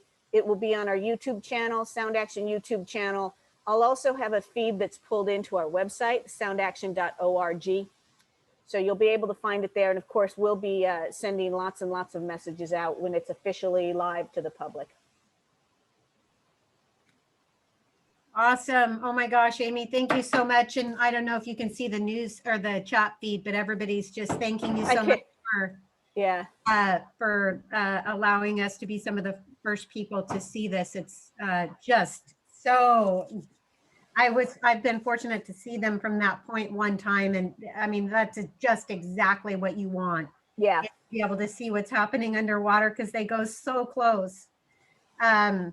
Fantastic. And Erin Cora, I don't know if you saw her note, but she's like, oh my goodness, we need one of these at Limekiln. Well, and honestly, when we've talked with View Into the Blue, I think we look at this as a little bit of a test of what other information, even if we're talking about just the near shore, of is this a new tool in how we're doing monitoring and education and outreach and, getting science, all of those things. So yeah, this is the test run. So fantastic. Does anybody have any questions? I just want to say real quick, thank you, Amy and David. And you two have just dogged this for months and put so much work into it. And woohoo, I'm so excited that it's happening. So thank you. And thank you for giving us the first sneak preview. Well, I'm really glad we David's been the guy, sitting with computers and working out every technical glitch. And so when we finally, yesterday was the first day that David and I could actually be able to really see the camera from the back end, even when we were at home and not where the internet connection was. So it's pretty exciting. Pretty cool. Fantastic.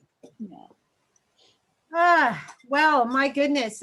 Sorry, everybody. We're a little bit over when we thought we would go, but gosh, I'm just all of us that helped put this on, and I think the feedback that we're getting so far, we're just thrilled with today's event and the participation from everybody. The comments, the presentations were wonderful. I'm so glad that you're recording this, Cindy, so that it's available to go back and review again. So thank you, everybody. We're wanting to do something here at the end, and obviously if you need to drop off, we totally understand, but if you can stick around, it would be wonderful to have some participation, and if possible, maybe show your video so that we can see each other's faces. And we're just really wanting to do kind of a check-in with each other and see what people are, how are people feeling? What are people thinking?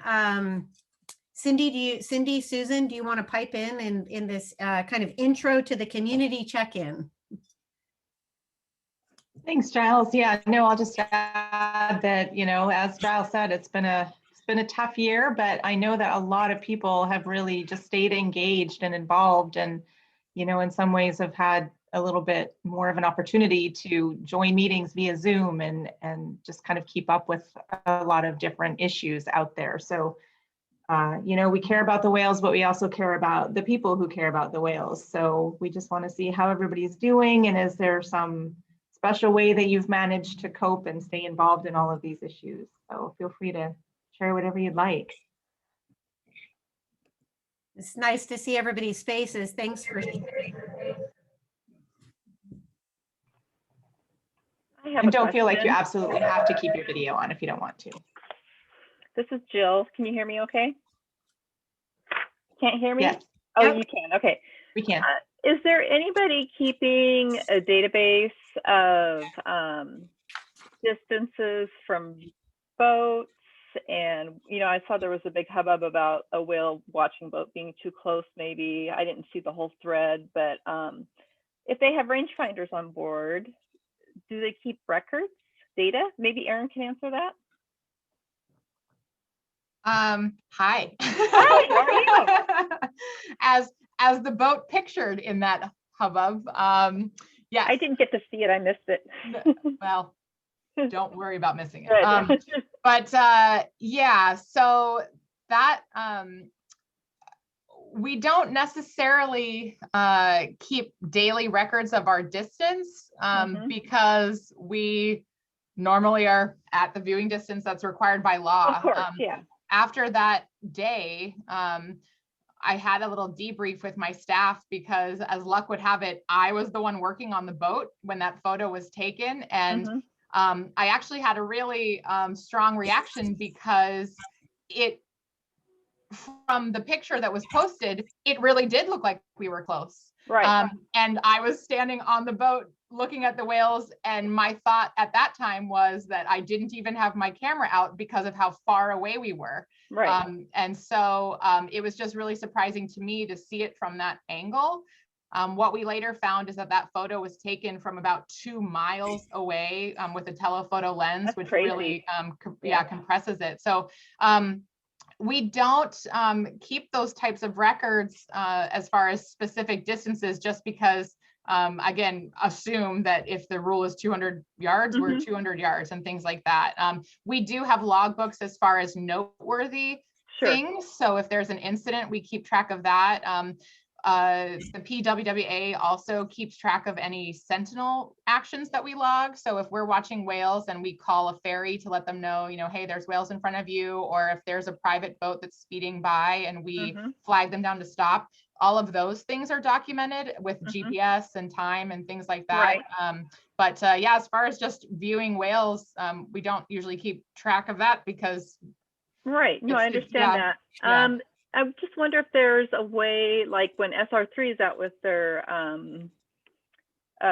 drone and stuff, like if they can see where the whales are position wise, and then the AIS would know position, wouldn't they? Couldn't we map that kind of stuff? Well, the problem with that is that there's no AIS tags on whales. Well, yeah, right, of course. Yeah, so we're know where the boats are, but as far as keeping track of the precise distance between whales and boats, there's no way to, you know, necessarily So not keep even track of that. when they're out with drones and stuff, they can't get a position on the whales. I mean, no, that doesn't happen all the time, but. Oh, you mean like kind if of be they were interesting doing, to oh, track go ahead, that, Giles. yeah. You say. There would be a way to do photogrammetry to get rough distances from boats to whales, but that's not what their mandate is. That's not Right, what right. And that would be a tremendous amount of data crunching and measuring, and there's just not funding for that. Yeah, sort of right. I have a piece of equipment that allows me to record offset data points when I'm on a boat. But again, there's no funding for that. And Right. that's a dedicated person doing that tremendous amount of data collection. Yeah. It's you know, it's interesting. It would be interesting info, but I think more than that, having yeah, it's a, yeah, it could be done, but it's not being Right. done because funding isn't there to Oh, do. yeah. it. And by I and jump in on large, this? it is going to be a very interesting year to see how the private boats Yeah. around whales this year. I can tell you from my 15 years of experience on the water, last year was we as a research boat flagged down more private boats in that 1 year than all of my previous 13 years of being on the water. That's just scary. It is scary. There's just a lot more people boating, a lot more private people boating that are new to boating. They just don't have the experience. And so I have very seriously considered bringing my equipment out and getting, you know, COVID assuming, getting somebody to work with us on our boat to take this data with private boats around the southern residents. Because as a research boat, we will be able to continue our data collection out there using our dogs. We generally don't get within 400 meters of the river anyway, but yeah, it is going to be interesting to see what this year is like. Yeah. Well, thank you, everyone. I wanted to jump in on that topic, if I may. So after the new rule passed for whale watching, we at Orca Conservancy we shared the concern that Aaron was discussing of the behavior of the private boaters and no one being there to monitor them. So Dr. Dave is part of this. We're working on trying to figure out how to execute an enforcement project, which would kind of have two facets to it. One of it being as an educational way to teach boaters, like, you know, what the rules are, but also working with WDFW on the actual enforcement piece. And so by doing that, we have like equipment for shore and boat-based whale watching that will actually measure the distance between the animal and the boater. So we want to collect data to compare boaters' behaviors when whale watchers are present and when they're not present from both land and shore. So we'd like to also work with Orca Network or OBI or even Soundwatch to get volunteers, because we don't have enough volunteers right now. And then the other angle would be just the data collection to be able to share that back with people like PWWA and WSDFW. So that's one of our big initiatives going on with Orca Conservancy. We haven't started it yet. We're still trying to we're kind of in the beta period of figuring out how to use the equipment, how it's going to work, and we want to do all that before trying to recruit some of the other groups to work with us, just to make sure we have our ducks in a row. But that is something that's on our docket. Very cool.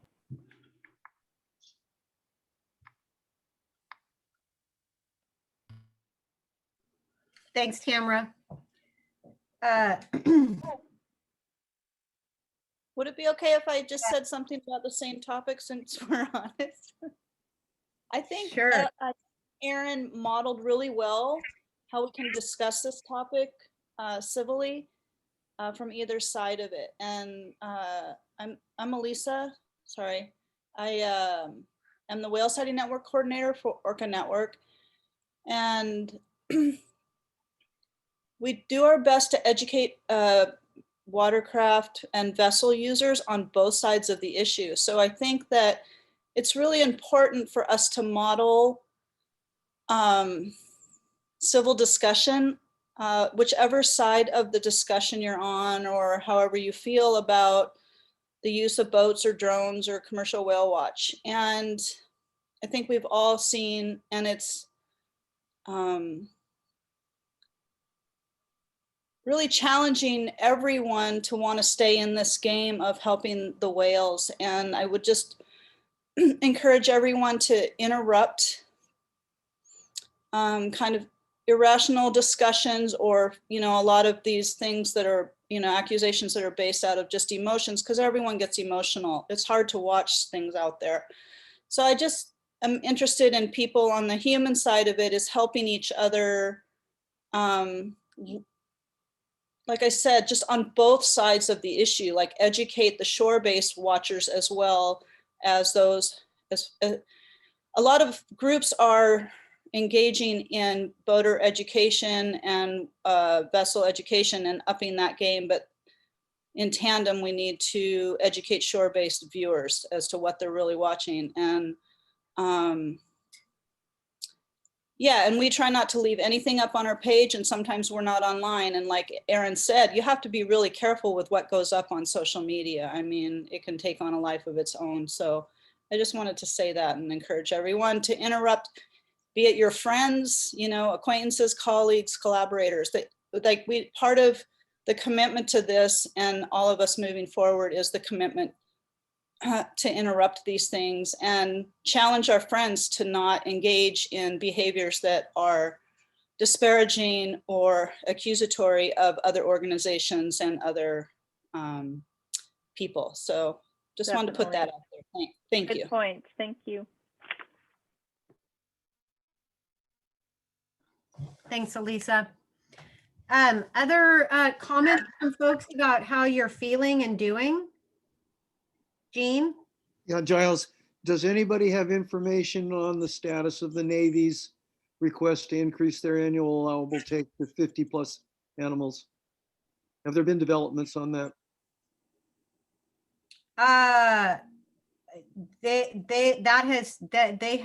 That's going through. There are people that are fighting that. Allie, do you want to weigh in on that a little bit? Yeah, they got their permit, and I think it was another 7 years. So they got their exemption from the Marine Mammal Protection Act. So we, myself and Nora Nickham from the Seattle Aquarium, we were very close to being able to have a conversation with the Navy, and it was actually related to state parks, the use of Navy activity around state parks, but that ended up getting, well, military around state parks, and that ended up being canceled because of some current litigation that's just happening again. But yeah, it was unfortunate that their activities around the whales did get approved for the next 7 years. I think that was something that Julia said NRDC is kind of still following up with, right? And they are potentially trying to take action on. I think she did mention that today. Yep, I believe she was going to be on that call as well. And that was going to be happening just at the beginning of next month, but it got canceled. Hey, this is Colleen with WDC. I'll just weigh in on this as well and add the irony, I think, of that really dramatic increase in numbers of whales of southern resident orcas specifically being impacted by the Navy activities is that the Navy did a better job of analyzing how many they were going to affect. They used to operate the previous permit. They thought they would, impact 2 orcas, southern resident orcas per year, because they weren't considering that they travel in family groups and in pods. And that if they were affecting 1, they were probably affecting the whole pod. So is on the one hand good that they are incorporating better information about the whales. On the other, it's bad that they are including that information, but not considering the very critically endangered status of the population, and that there should be zero takes and zero harassment, not just being more realistic in what their activities are actually doing. But it is good that they are acknowledging that, because that also is more public information available for some groups to take potential legal action on the argument that this is an endangered population and that their harassment does need to be zero. So I think there is room in the future, in the very near future, to take some action on that. Thanks, Colleen. Thanks for adding that. I did want to mention Dr. Frances Robertson is on the line as well. If anybody has any questions or comments about the whale warning flag, she's leading that program. She can answer questions. Also, you know, any sort of information in and around San Juan County, she'd be a good person to ask questions of here today.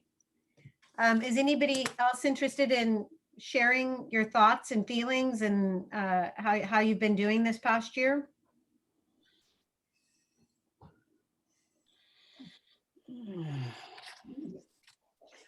Hey, Giles, this is Kelly Balcom.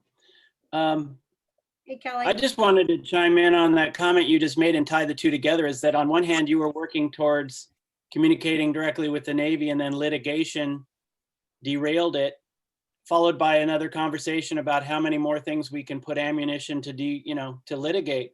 And I think one of the things for this future is this litigation spends years in courts and lots of lawyers get lots of money. And what really needs to be done is these communications and collaborations and cooperations. And so I think that little point that almost just got missed, I just wanted to bring back around on the piano and go, that's key. And maybe some of the litigiousness needs to work collaboratively with those that might have inroads to build those communications and collaborations. And so that's just my suggestion. But otherwise, thank you for a wonderful presentation. I've really enjoyed this. I haven't sat through a calf.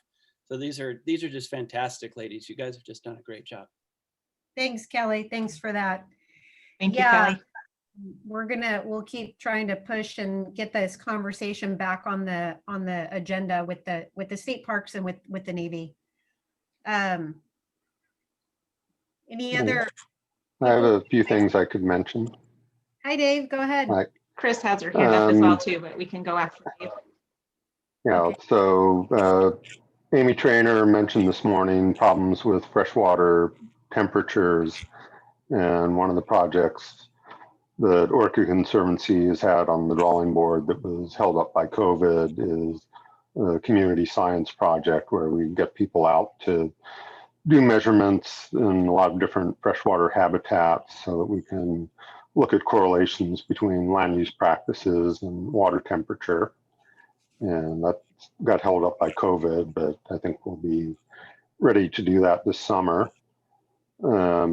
Expand on the project Amy talked about, Orca Sound has 3 hydrophones currently connected to Microsoft's artificial intelligence computing power in the cloud.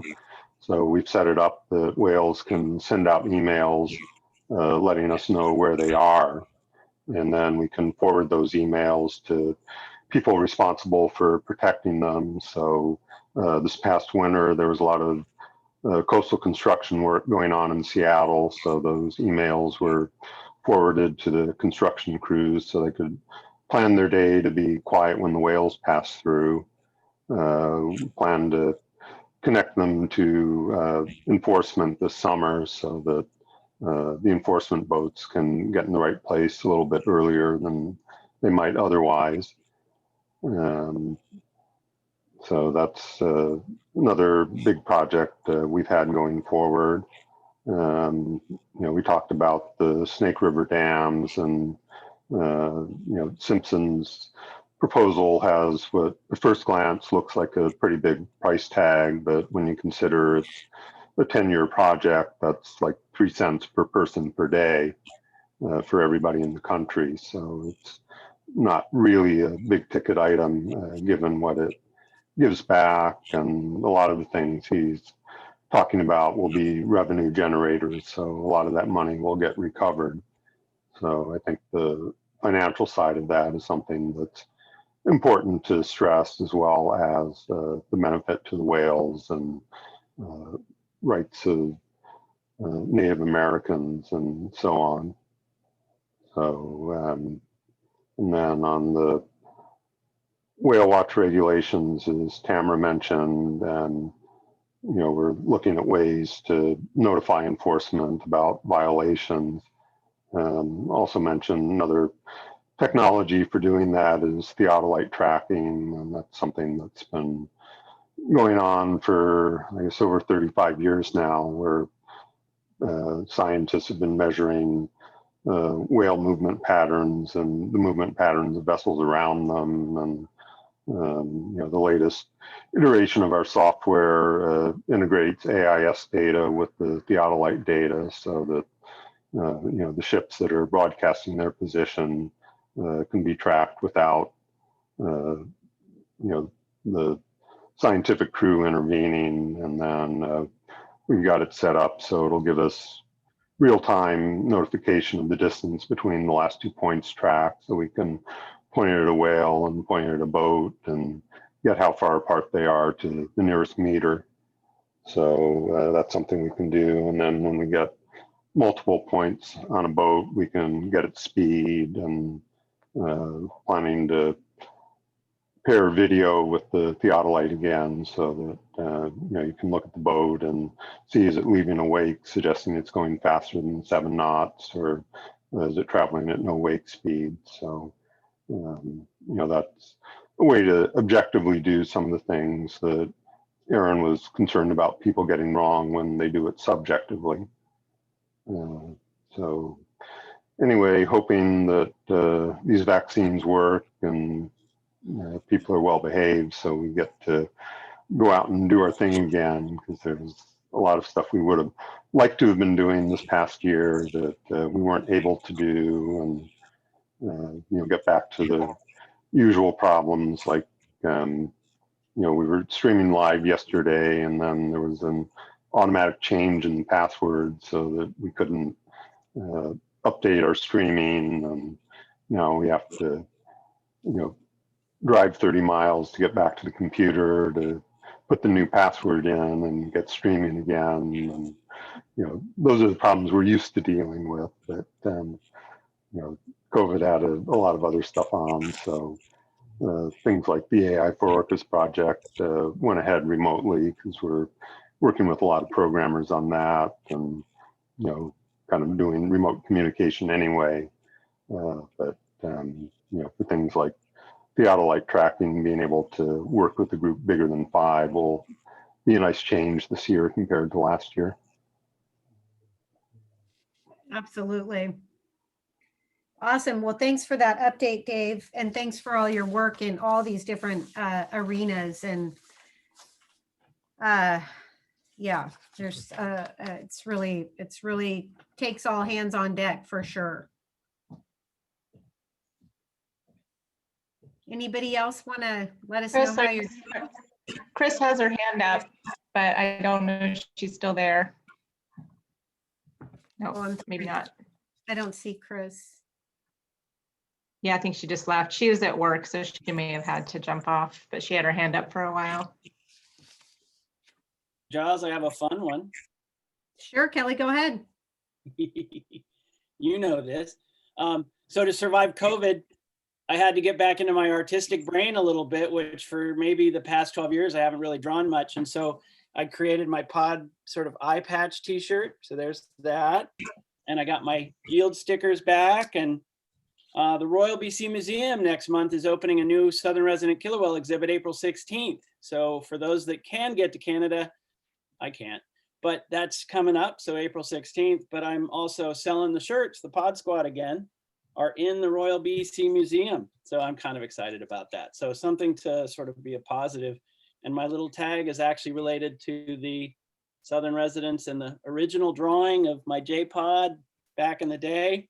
and J32 was in there as a calf in that drawing. So just something fun. So if you guys are interested in some of this stuff, I've got other stuff on the kpoddesigns.com website. But that was something that just felt really therapeutic to be able to get back into. And thanks for all of you that have helped embrace me and back into this whale stuff. And it's been fun. So thank you. Well, I'm still an advocate and proponent for you to publish your journals, which you gave me access to a number of years ago. They're just fantastic, and they tell the story of the whales in Kelly's. Oh yeah, I was just doing that to Linda Mapes yesterday, actually, the day before. Where did I just put that? Thank you. Yeah, I'm trying to figure out how to, if there's an audience and how would people like that stuff. But thank you. That there's so many decades, and David, of course, David Bain knows this very well. You know, what I would do is we'd go out and, like in Alaska, drive for 100 miles with whales, take pictures all day and catalog and everything. And on the road home, he'd drive and I'd draw and I'd capture all these encounters. So over time. So yeah, thanks for that. But it's therapy. It's under the COVID circumstances, it's been a tough time. And I just wanted to share that. So. That's awesome. Thanks, Kelly. Chris, thanks for coming back in. Sorry, guys, I got called away real quick, but I'm just coming back. I just wanted to say, we're talking about sharing feelings. I just wanted to say how absolutely inspired I am by everyone in this room just for showing up, and just, this has been a hard year and everyone has done, I feel like, an excellent job just pivoting on the spot and just coming up with creative ways to continue this like amazing work. And you guys continue to inspire me, and I just love being part of this group. So that's it. Thank you for your work too, Chris. Erin? Hey there, everybody. Can you guys hear me okay? Yep. Good. Well, yeah, my service here is pretty sketchy, especially with the stormy weather. So the video was gumming up on me, so I just switched over to the lighthouse video or photo there. But yeah, 2020 was a total bust for folks at the park. We were completely shut down. The parks did not allow any public in the buildings, including the lighthouse and interpretive center, pretty much where we operate. But we were able to get a webcam at the top of the lighthouse in collaboration with the Whale Museum, the parks, MSRU, SMRU, sorry, all these acronyms, of course. And then WDFW, they actually were the ones with the camera. So it was a really fun partnership to group up and make that happen, finding out that we finally have fiber optic in the park. So that also could make underwater cam actually possible for once. So that's super exciting about Point Robinson. I'm really excited to talk to Amy and David about that. And this is the 10-year anniversary of Folks. We've been operating in the park as a nonprofit, supporting the park and all that it beholds for 10 years this year. So we're looking to have some more presence in the park again this year. We're looking at about 50% capacity, opening up the buildings to tours and to people. And we've been sitting on a bunch of merchandise too. So we're excited to kind of move that along and open up the gift shop for folks as well. And so it's going to be somewhat limited as far as our actual activities, and it's going to be based primarily on our volunteer capacity, really. So whoever's coming back and can plug in, that's going to kind of gauge how much we can really be active in the park. But nonetheless, we're planning on being in there, and obviously people are coming in droves to the park, even just this weekend, and any any sunshine, it brings people outside, obviously in good ways, but also the public lands have been getting a little hammered. So we need to get back out there and boots to the ground, and we'll be on the front lines hopefully deepening people's experiences and understanding to these wonderful places and our beautiful orcas as well, and all the critters that are going out in front. So yeah, we usually, I just saw a question someone asked about the interpretive center. We're gonna be opening mid to late May like normal. Typically we bookend it on the holidays, so Memorial Day to Labor Day, and then if we can stay on the shoulder seasons at all, we'll stay open, but we guarantee at least the bookend on the holidays there. So keep posted on our Facebook page. Don't go to our website right now because it totally is under construction. But our Facebook page is going to be a little more interactive, and I'll have some updates there as well, as far as kind of once we are really active in the park and what we're going to bring to you guys for the season. So thanks everybody, and look forward to seeing you in the park. Thanks, Erin. I think everybody knows what folks is, but just in case, it's Friends of Lime Kiln Society.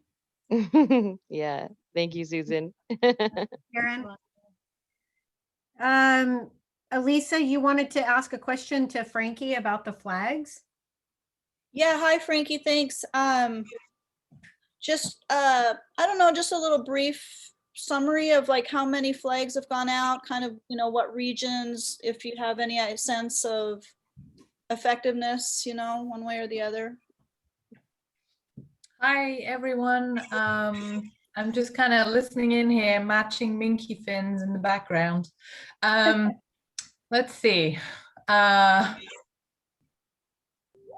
Just trying to remember off the top of my head how many flags have gone out. So I think we've had about 1,300 go out. I just put in an order for 500 more. They are now being sold through Fisherman's Supply in Seattle. The Whale Museum has them. The Marine Education and Research Society up in British Columbia has them. So they're available in Canada. And we'll be pushing more out to those entities this year. We'll be trying to push out more of the 2-foot by 3-foot flags because they appear to be the ones that are the I think slightly more popular. I know for sure the whale watch boats prefer those because they're more visible. We've also got funding to kind of get more of a media campaign push out on the flags, particularly to Central and Southern Puget Sound, because we know there's a really big need for that area. So I'm hoping to bring on kind of some help to help me with that. We're also trying to target the charter and rental boat and boat share industry. This is a sector of the recreational boating community that really hasn't been specifically targeted with any of this material up to now.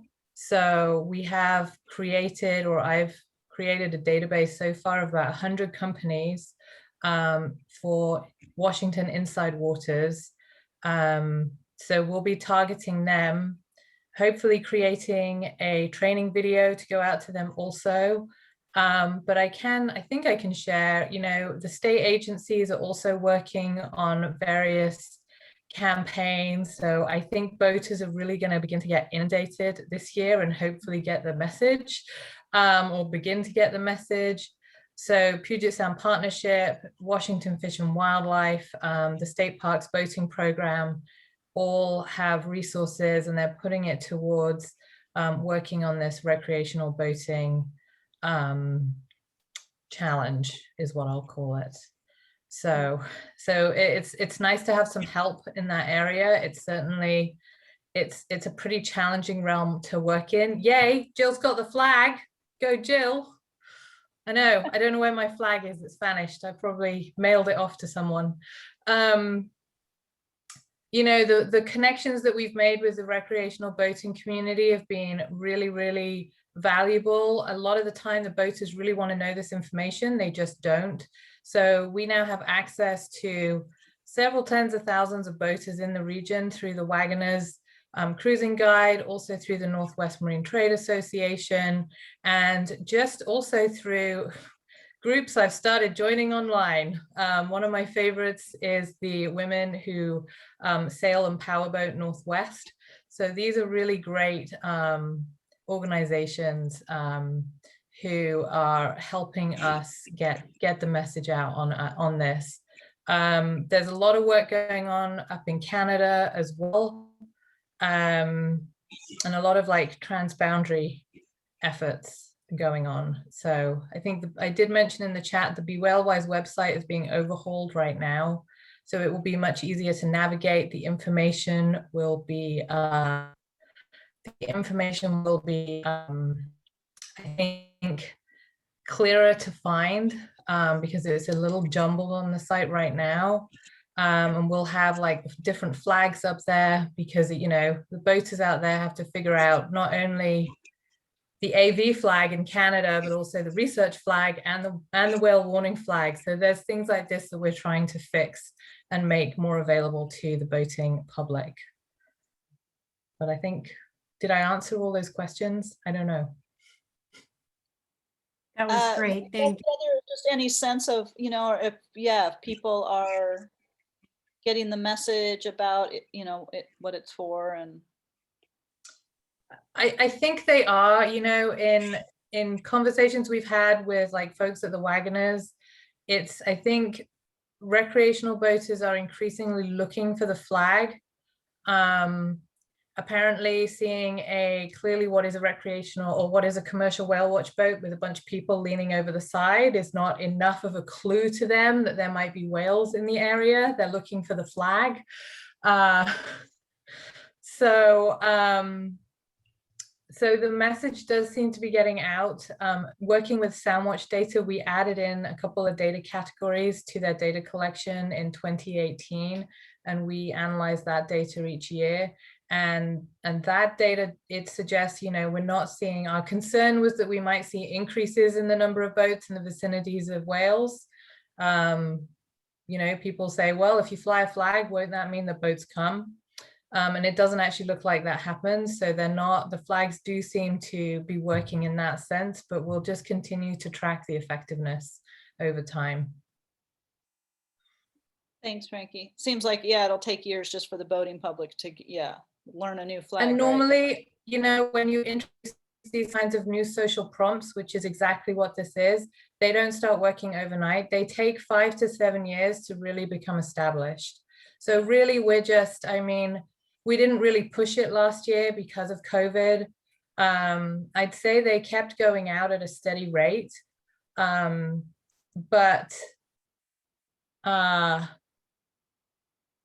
I'd say, you know, we're really only in year 2.5, 3 with the flag. So there's a little ways to go still to get the message out, but trying to get it out in the media and it, into the boating public is going to be really, really key. That's great. Thanks, Frankie.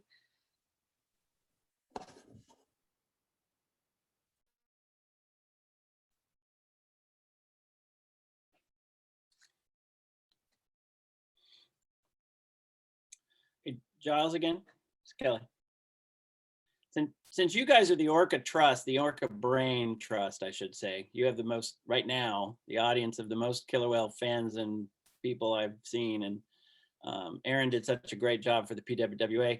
My other question, and we could pass on this or not, but if anybody has any feedback, the state of Washington is hiring a senior Southern resident killer whale senior policy advisor.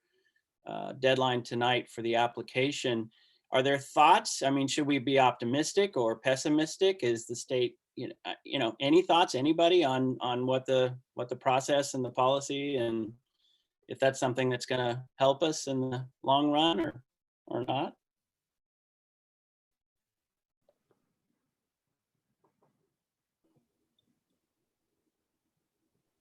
I can just say theoretically it's supposed to help. You know, it depends on who they end up hiring, right? But the whole idea is that that position is supposed to make sure that the task force recommendations are carried through and end up getting the funding and legislation that they need in order to happen. But it's going to depend on, you know, who they hire and where they're allegiances are and what funding is available out there. So I think it could really help, but remains to be seen. I don't know if anybody else has other information on that.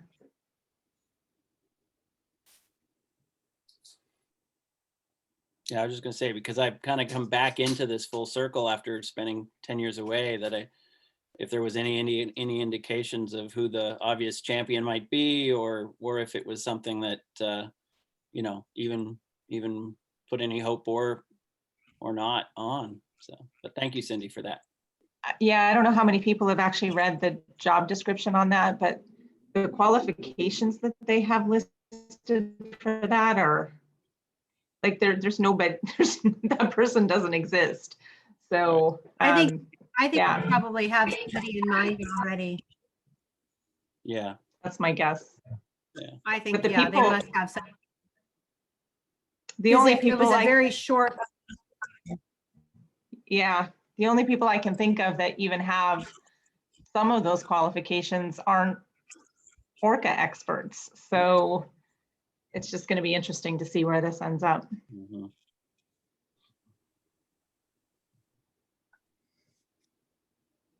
Thank you. Well, Cindy, Susan, what do you think? Does anybody else have anything else they want to talk about or say, or?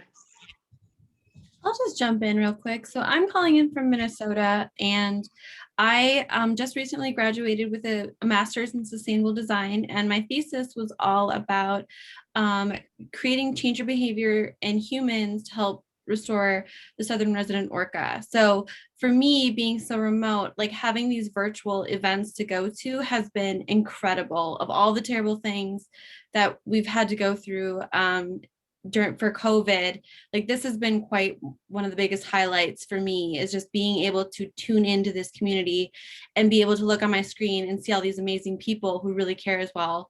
So for me, it's been really great. And I just want to say thank you. I mean, you guys are doing incredible things, and I just love being able to walk away from these things being like, yes, like there are people out there that are doing amazing stuff, and it's really cool. So thank you. Well, thank you for joining us. Thanks for saying that. Hi, Eva. Oh, there she is. So how many people are interested, like for next year? We typically do these workshops once a year, sometime in the spring. Are people interested in doing it by Zoom again, or in person, or a hybrid of both? Like, does anybody have thoughts on that? Hybrid. Hybrid. Yeah, I think hybrid, and I'm even here in Washington, but even for me, it's easy to be able to attend because, you know, I'm a ferry ride away, but that might as well be a state away for me. Right. We had talked about doing them on the mainland somewhere too, but a lot of people said, no, we want to go to San Juan Island. So we kept doing them here, but I think we'll look into hybrid versions of it as well. Awesome. Erin, what about maybe on an IE5, just pack us all on a boat and take us away? We'll have to wait for COVID protocol to be lifted. Oh, okay. All right. Awesome. Well, thank you all so much. Thanks for sticking around. What a great day. And it looks like the rain is, at least here on San Juan, eased up just a smidge. So it was good timing for me anyway. Thank you all. We will have the recording available if you missed any of the talks or want to go back and get some details. I do believe that there's a way to save the chat as well. So we'll try and figure that out before we hang up and make that available. Thank you very much. Let us know if you have any questions, and we'll be safe out there.